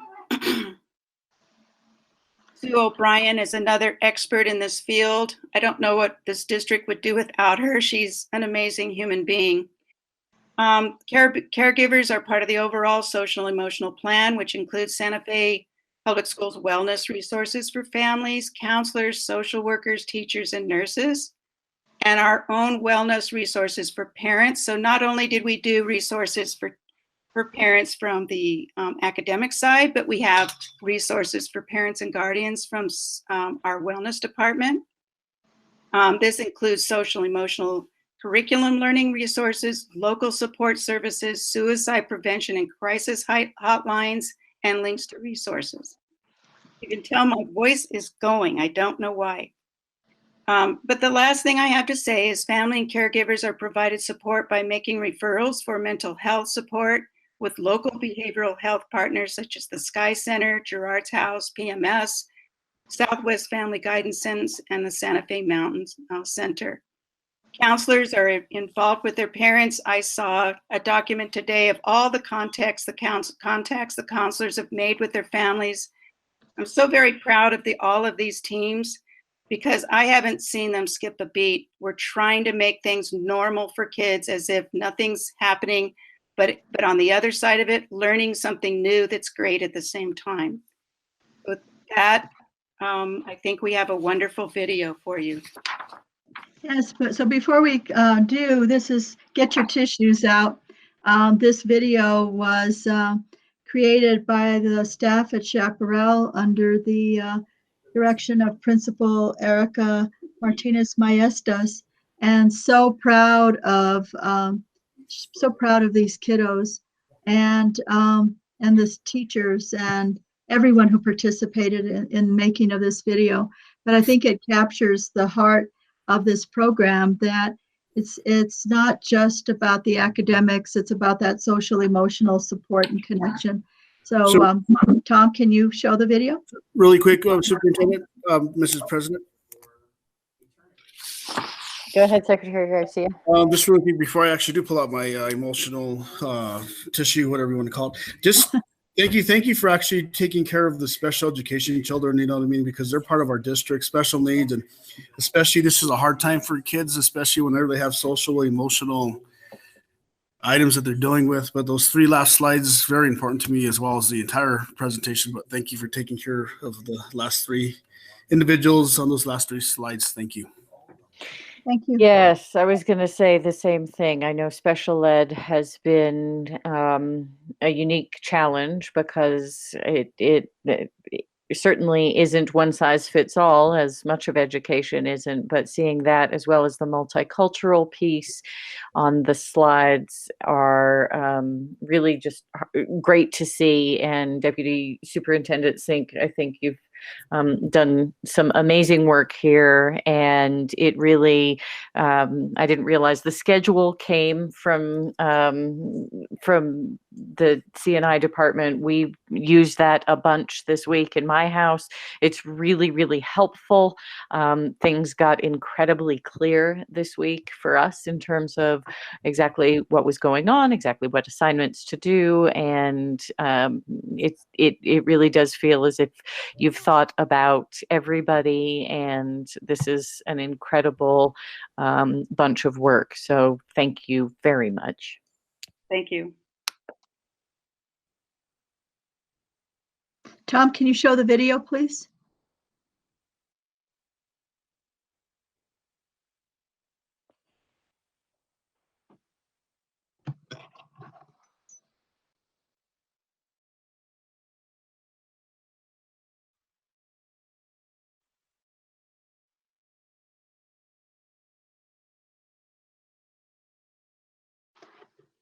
Oops, we don't have audio, Tom.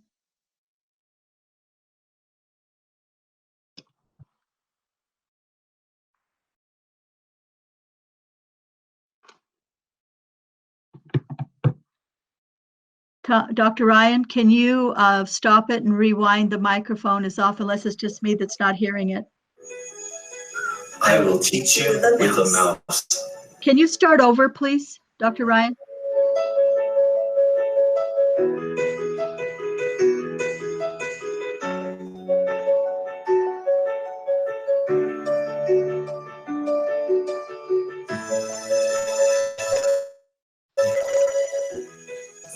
I will teach you in a room.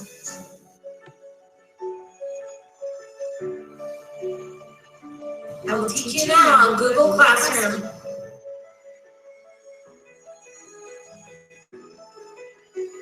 I will teach you in your house.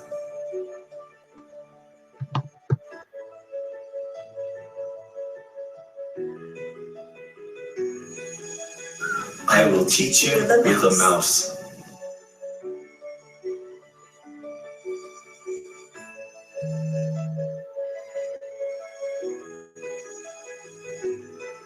I will teach you here and there.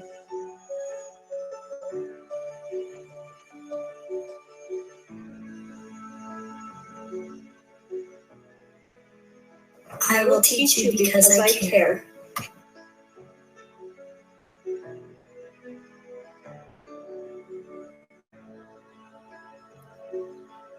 Remember to do your very best.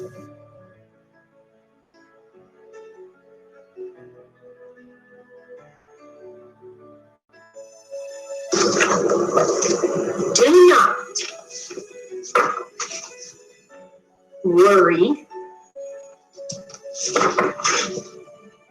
about the rest.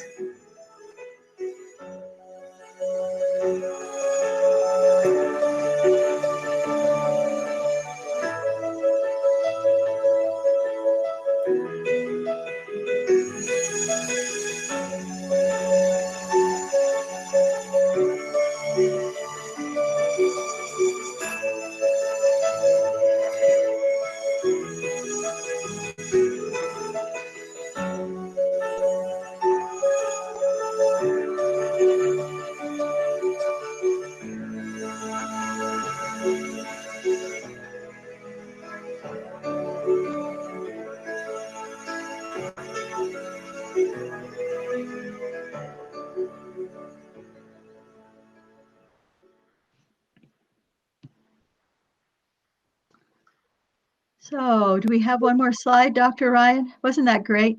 I just, wanted to say, I know that Phil Casas, the editor from the New Mexican, wrote about our program and recognized Dr. Ryan and, his team, amazing. Ms. Sink's team, amazing. Other departments, amazing. But, when he quoted me and he said, I said something that I was overjoyed or overcome with emotion. And the Monday of our first day, I was so overcome with emotion from hearing from the principals about the amazing things that were happening in their schools with teachers and with kids. And, principals relaying like one classroom, the kids all saying happy birthday to other kids, who had not seen each other and they had missed her birthday. And just a variety of things like that of the children being happy to see each other. And, I don't think any of us that have been in this business very long, we love kids and we want them to be happy and to be learning and to have every opportunity. And it's just overwhelming emotionally, I think, for all of us yes, there are bumps in the road. Yes, there's frustration, but by and large, it's working and it's working for our kids. And that's what it's all about, and supporting them. So we're ready as a team to stand for any other questions you may have. Madam President, I have some questions. Go ahead, Secretary Garcia. Thank you for the video, excellent video. I've been reading the editorials, and actually you guys all of us are getting some good kudos from the press because I think we're ahead of the game, definitely ahead. And once again, thanks to your team, Dr. Garcia, everybody in that entire district. And it just goes to show you how our educators in our district, they love their job. They love what they do, which is great. Appreciate that.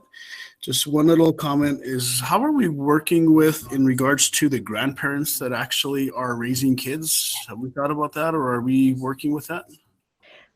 So that question actually came up the other day, of working with the caretakers, that sometimes some of the children are with babysitters while they're learning. And so we do interact with them. Now, if it's anything that would be related to the Family Education Rights and Privacy Act, FERPA, for example, if we are, am I muted, Tom? No. Oh, okay, because I saw the note, pound, maybe somebody was asking how to unmute.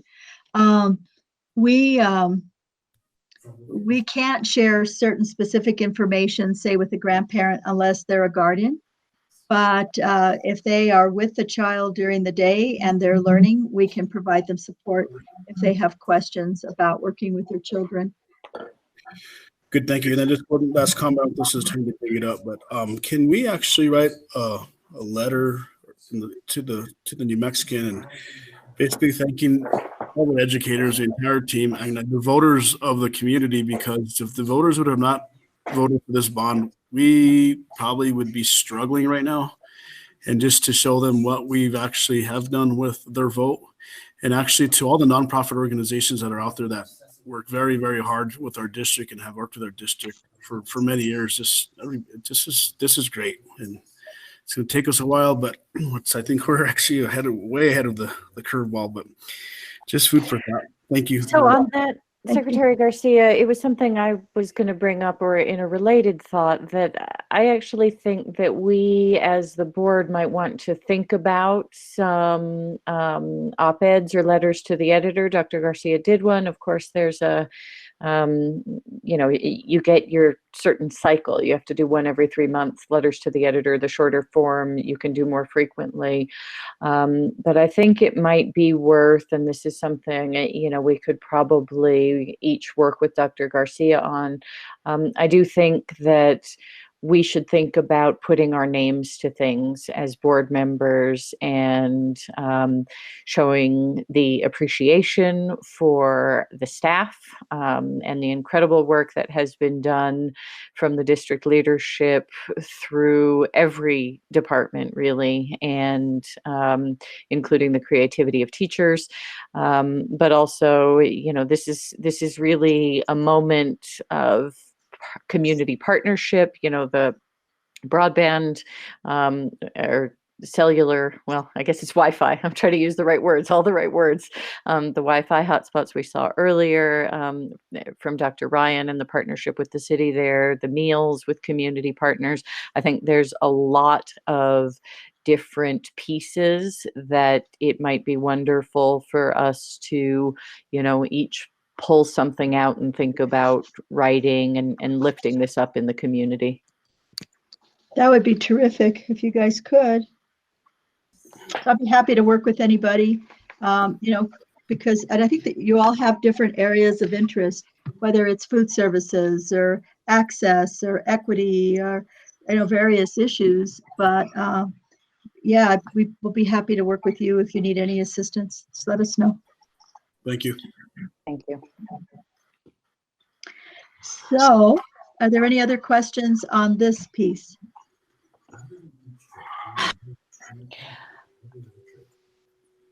I did have one thought, Mrs. Kate Noble again, which is... Excuse me. Can you hear me now? Yes, Vice President Price, Okay. Go ahead. Yes, I'm in keeping with some of the rules that we've talked about and the norms that we have established. Instead of each of us writing an individual letter, I would appreciate it if the letters would be from all of us with all of our signatures. I agree, and that probably would, Madam President, Dr. Garcia, this is Carmen, and I agree with that. I think that my view would be really good, just thanking the district, thanking the teachers, thanking all the people that have worked on all this. Boy, there's a lot of noise out there. But I agree that it should be all of us together.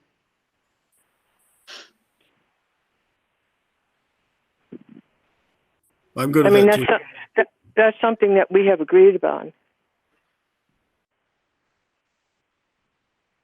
Okay, thank you very much. We can do it that way. Just to unpack it, my thinking was that we could cover different subjects in different ways, but we can absolutely do one, my view, as the board. I'm happy to work with Dr. Garcia on the things that should be included in that. And I'd be happy to reach out to the editor to see, where we are on the cycle, because I think, I'll follow up on that for you all. Thank you. You bet.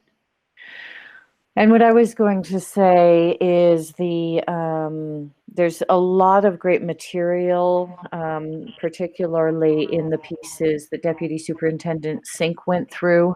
Some of it has been segmented and shared on social media.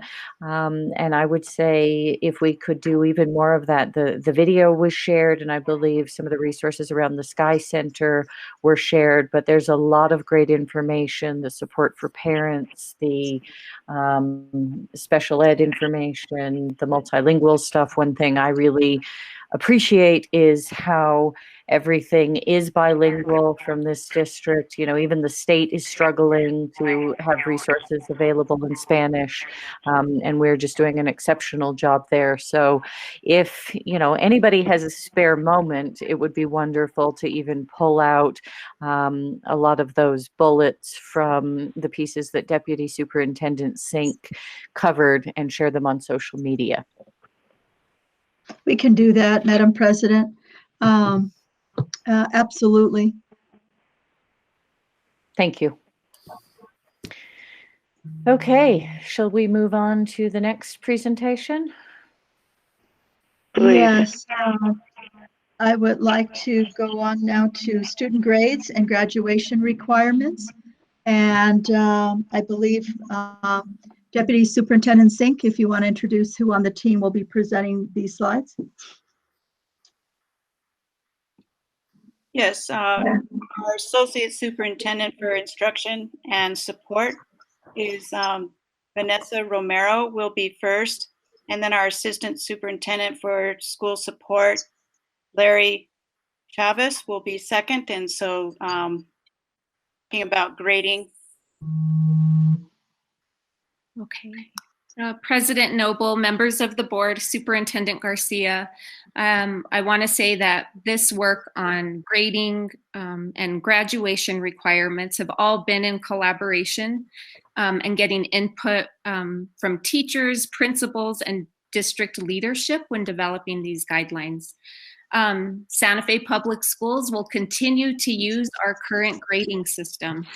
In grades 2 through 2, it's typically a scale of 1 through 4. In grades 3 through 6, students receive letter grades, and that goes for secondary as well. Students receive letter grades. 2 things we want to stress is that grades cannot be based on attendance, and we are asking that teachers do not grade more than 2 assignments per subject a week, all based on standards, and that goes for all of our students and teachers, kindergarten through 12th grade. So the why behind this, first of all, if we went to a pass-fail grading system, we would have to, justify the grading on a rubric, so it just made sense to continue with grades. And this, of course, protects teachers and makes it clear to our students and our families on how they've earned their grades. With this, students are more likely to remain engaged in their learning. It's a system that's transparent and it supports fairness and equity. It allows for accountability and defensibility if a teacher's grade is ever challenged.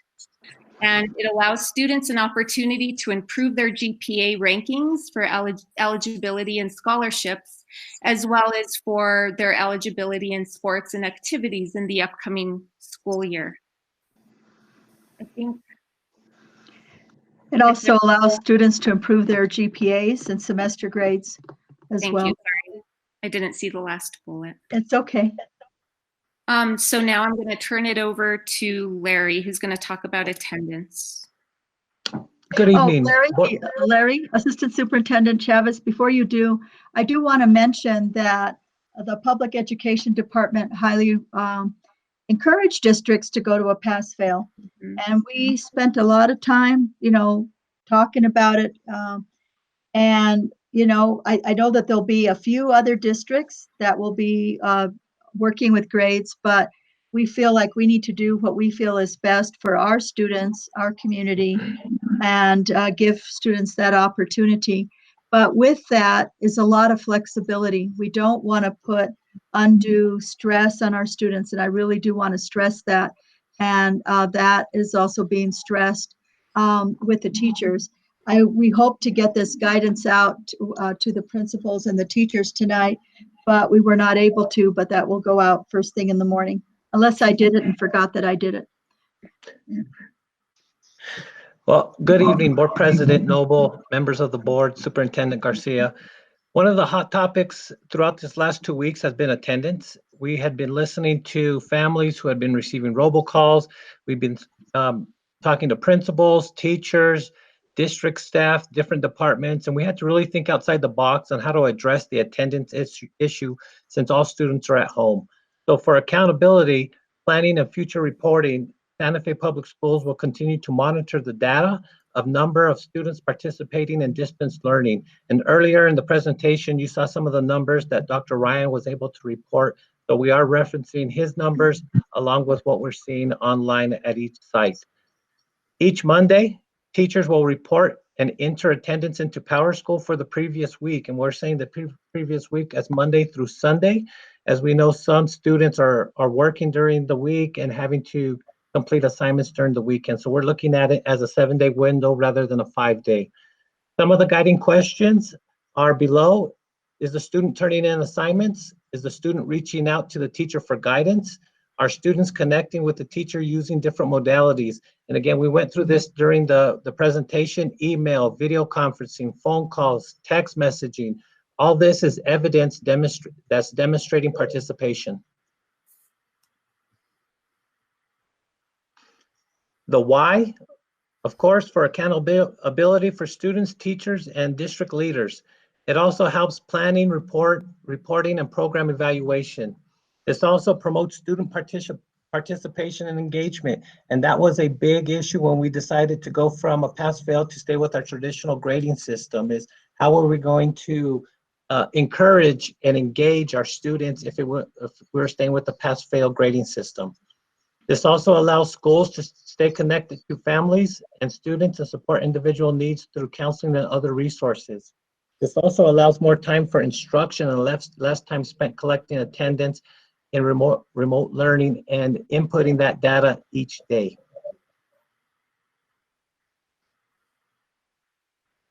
So to move on to seniors and early graduates, and we included early graduates because we do have some underclassmen that may be graduating this year. So Santa Fe Public Schools is ensuring credit requirements for graduation are being met by teaming high school administrators, counselors, and district leadership staff, verifying all students, seniors are on track to meet the credit requirements. We're also using the Santa Fe Public Schools Assessment for Learning tool that Dr. Suchin Sarangarm developed to help identify any gaps in assessment that the students need for graduation. We're also allowing seniors who do not meet the graduation requirements by the last day of school, which is May 20th, to continue through the extension granted by PED of an ending date of June 19th.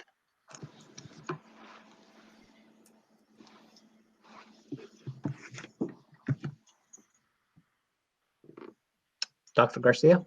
Thank you. I couldn't tell because I can't see the notes which slide was mine. So students have different ways of demonstrating competency.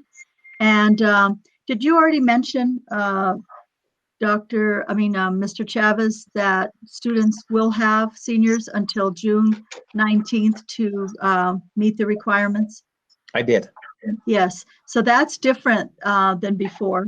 And I also want to just mention that it's really great to see the district staff teaming with the schools right down to the student level in tracking which kids are on track to graduate. Dr. Ryan said I'm rocking back and forth, and part of the reason I was doing that is that I have been standing for a long time, and if I don't do this, my back will be killing me. So in case you wonder why I'm not dancing, I'm just trying to make my back feel better. But so we will continue to follow the New Mexico PED Cohort 2020 menu of options for assessments for graduation. And we can utilize a variety of options, portfolios, which might include projects, writing samples, and artifacts of student work. The CNI team are working to create those rubrics, a capstone project based on a district established pathway. such as a medical innovation pathway, or a select course could possibly have a capstone project. This is going to be particularly important, I think, for students that, that because there's no state assessment this year, are missing that opportunity, right, to be able to take the assessment. So these alternatives are hugely important in being able to make graduation requirements. A project-based learning project that includes multiple content areas might be another way to demonstrate competency. We're also allowed to look at work study and community-based projects. Of course, it's difficult for some of our students to be out in the community, right? But where it is possible, they may be able to do it remotely. Students will be allowed to be creative, use a variety of media options to present their demonstration of competency. And so I think that we're giving students every opportunity, if they earn their credits and we can work with them, and we're very close, we're so close to the end here, that looking at these alternate demonstrations of competency, every student has a really good opportunity to be able to graduate on time. And we're all committed to helping them get there.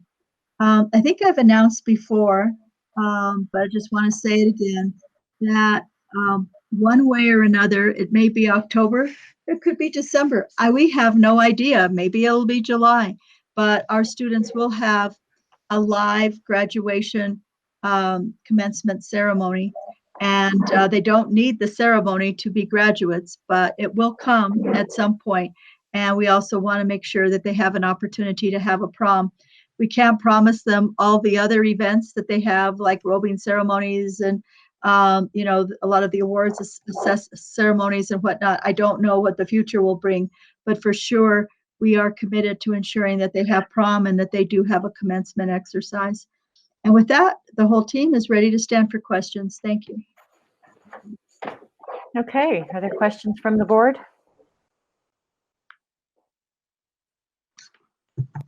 By the way, if you've been muted, it's #6.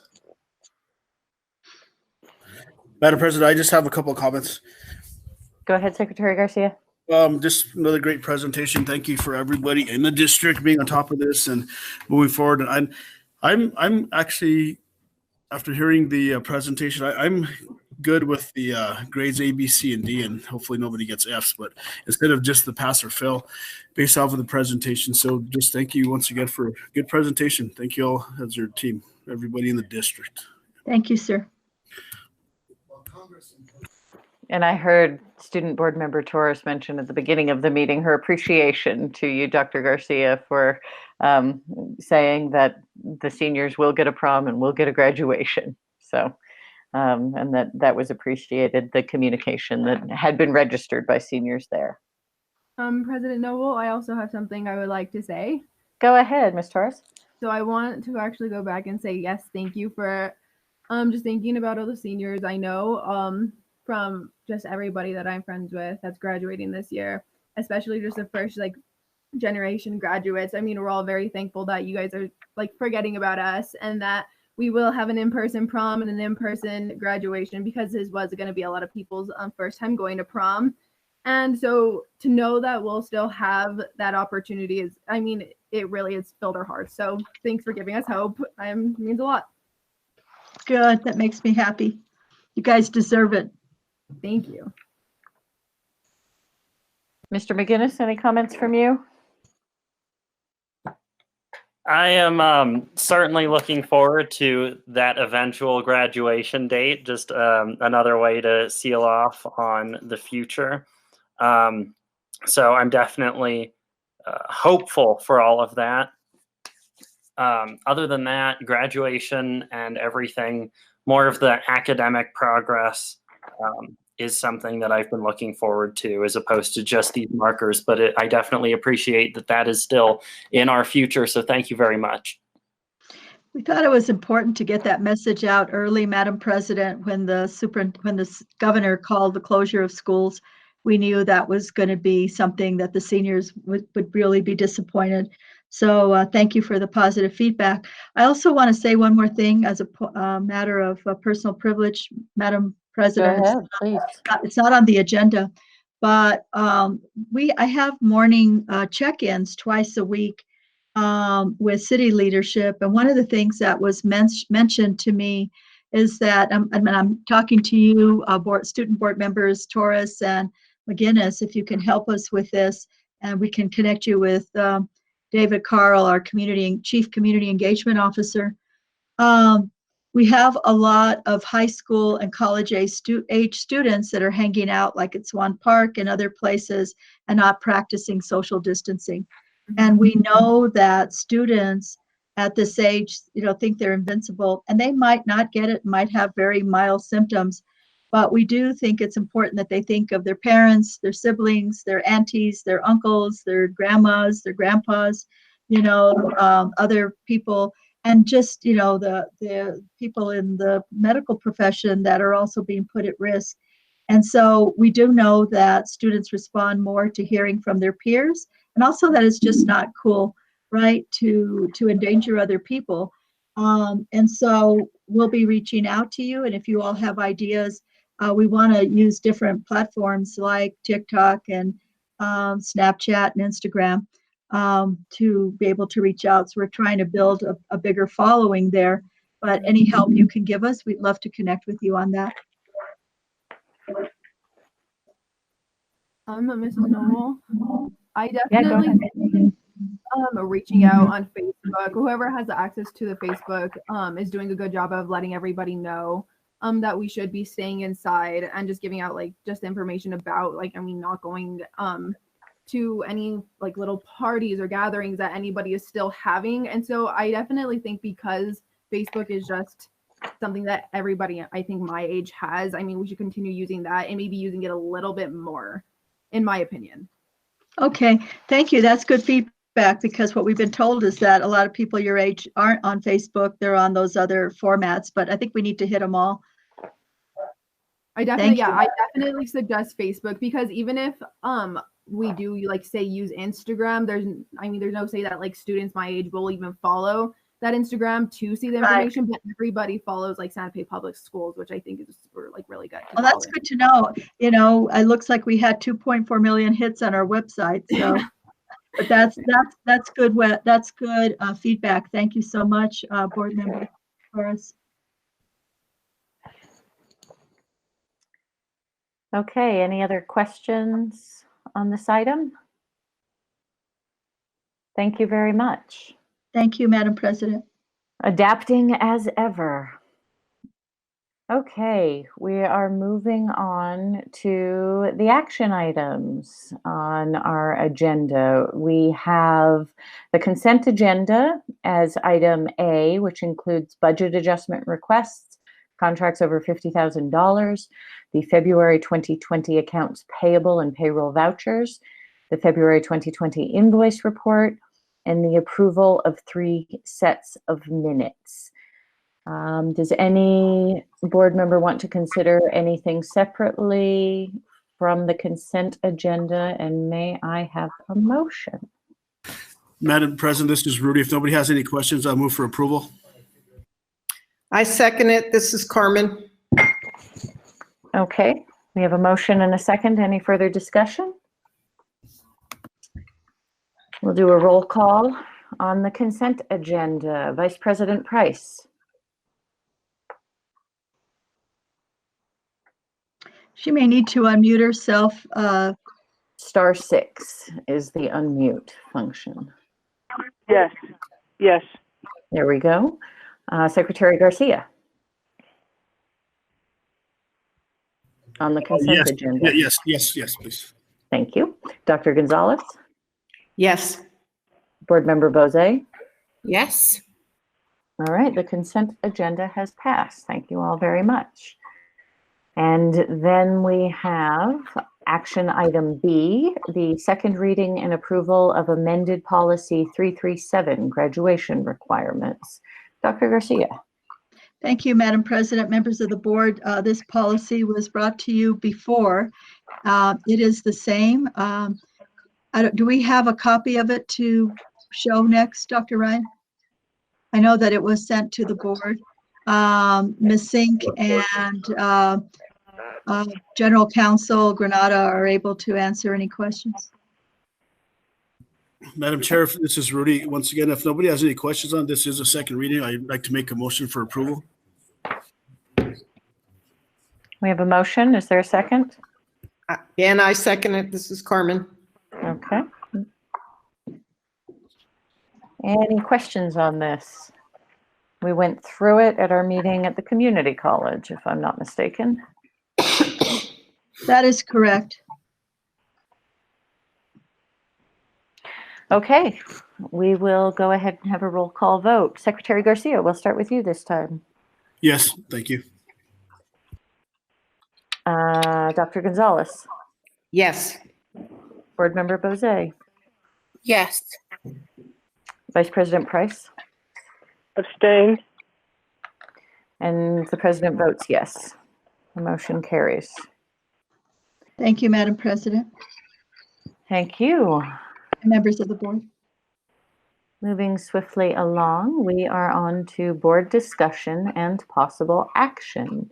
We have item A, civics education. Vice President Price. I just wanted to have an update. Are we indeed? It seems to me, I'm realizing more and more that young people do not understand how our government works. What are we doing to teach civics? So, Madam President, how do you want to do these? Do we respond to them now? I know sometimes they put them on and then we do it the next time. What's your pleasure?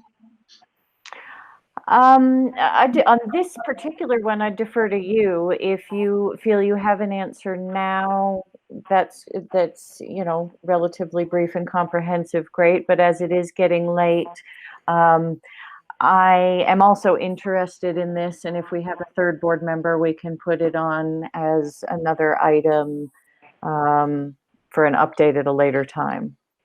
I'm willing to do that. This is Vice President Price. I'm willing to do that. Okay. All right, then we can bring it back under updates next time. Yes, please. Especially during this time. This is Rudy. Especially during this time, I think every child should know how government and civics education. But I'm interested in this as well. Thank you. Okay. Thank you very much. We'll talk about what we're doing to make sure that young people understand our government. And then, I lost my agenda. Participation in the census, Dr. Gonzalez. Thank you very much. Dr. Gonzalez. Well, I was, Madam President, Dr. Garcia, I was just wondering if the school district was doing anything, but everything got kind of subsumed under the pandemic. And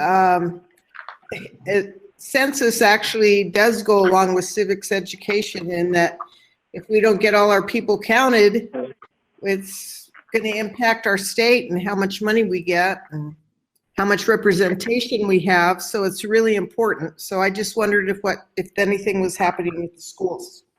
Yes, Madam President, members of the board, this will be a little bit quicker, and we had the answers for civic education as well, but just because it's running late. But Mr. Elias Bernardino, our Chief Data and Analytics Officer, serves on is it a county-wide committee, Mr. Bernardino? I don't know if he's on, but he serves on a county committee representing the district, but the three of us have been working. As a matter of fact, we do have a robocall that is going out, but among many other things. But David Carl, our Chief Engagement Officer, you want to just very quickly just let them know what we have planned? Yes, Superintendent Dr. Garcia, Board Member Dr. Gonzalez, and Board President Noble. We have robocalls, as Dr. Garcia mentioned there, scheduled to go out as early as tomorrow. In addition to that, we have crafted individualized email blasts that are scheduled to go out to our members that are focused on getting the word out, getting participation up as well as social media campaigns. This is something that we started well over a month ago to start getting the word out. And in addition to that, began at that time working with local radio stations as well. We've had public service announcements on the radio station about participation in the census and how critical it is to funding for the district and critical for our communities for well over a month. Thank you so much. That's great. I feel really good about that. Right, and they've extended the deadline. So Yeah. We were actually going to do some of the robos last week, but we also had time-sensitive ones that we needed to get out about the change in food. And I mean, it just seemed like there were many robos that we had to get out, so we kept pushing the census one out.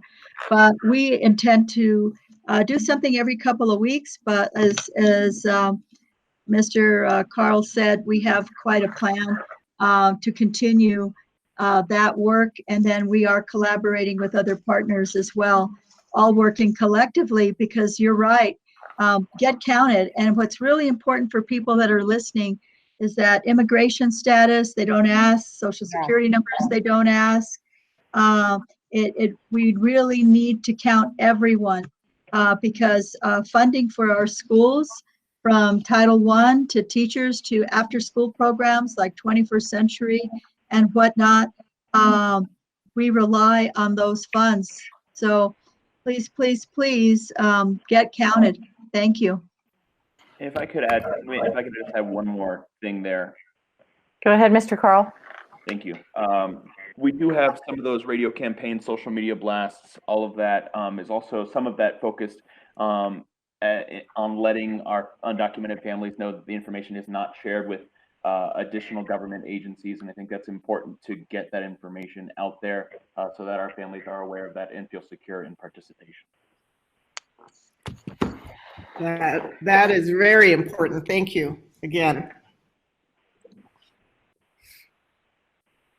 All right, thank you very much. I timed it. It took me 6 minutes to complete. Mr. President, I'm sorry, it's going to take you a little bit. This is really, it's going to take you 7 or 8. Just a really quick comment. I don't know if we can do this. Since everybody has their Chromebooks at home, I know you probably have to be over 18. Is there any way we can put some sort of a link on their Chromebooks or somewhere on the webpage in order for their parents or their legal guardians actually to log into the census? That way they can be counted, because I don't know, this food for thought. We can certainly email our parents. We don't have email. I think the schools can. So yes, we will figure out how to make it easier for them to link in. That's a great idea. Thank you. Thank you. And if I can respond to that as well. Go ahead. This is David Carl again.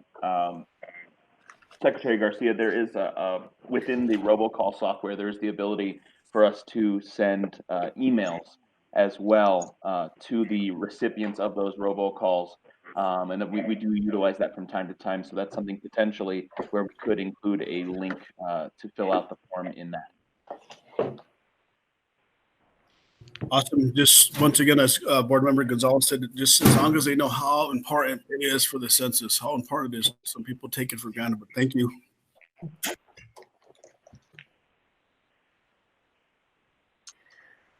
Okay, we are on advanced planning. There is a CRC meeting scheduled for tomorrow, Wednesday, April 8th. This is Vice President Price. Go ahead, Vice President Price. Will I use the same number I called on tonight, or will I have to get a different number? Madam President, Mayor? Please. You'll be sent different, you'll have to call in on a different number. Every meeting has to be scheduled, and it always requires a different number and PIN. So that should have been sent out already on your calendar, but I will have Ms. Hart get in touch with you tomorrow, Ms. Price. Thank you. Okay. And I'm guessing we will also have a different link for the Audit Committee meeting on April 16th. We also have a study session scheduled for the Audit Committee meeting is at noon to 1 p.m. The study session is the same date, April 16th, from 4 to 6 p.m. And then we are looking at, and all of these will be virtual, given that the governor's order has been extended through April 30th. We are then looking at a regular board meeting on April 21st, and tentatively a study session on April 30th. Dr. Garcia, any changes or anything to say about advanced planning? Madam President, none at this time. Okay. Anything else from the board? All graduation dates to be determined. Well, thank you all very much. We had a lot to get through tonight. As ever, thanks very much to everybody for their hard work tonight. And we are adjourned. Thank you, everybody. Be well. Thank you. Thank you. Bye, guys.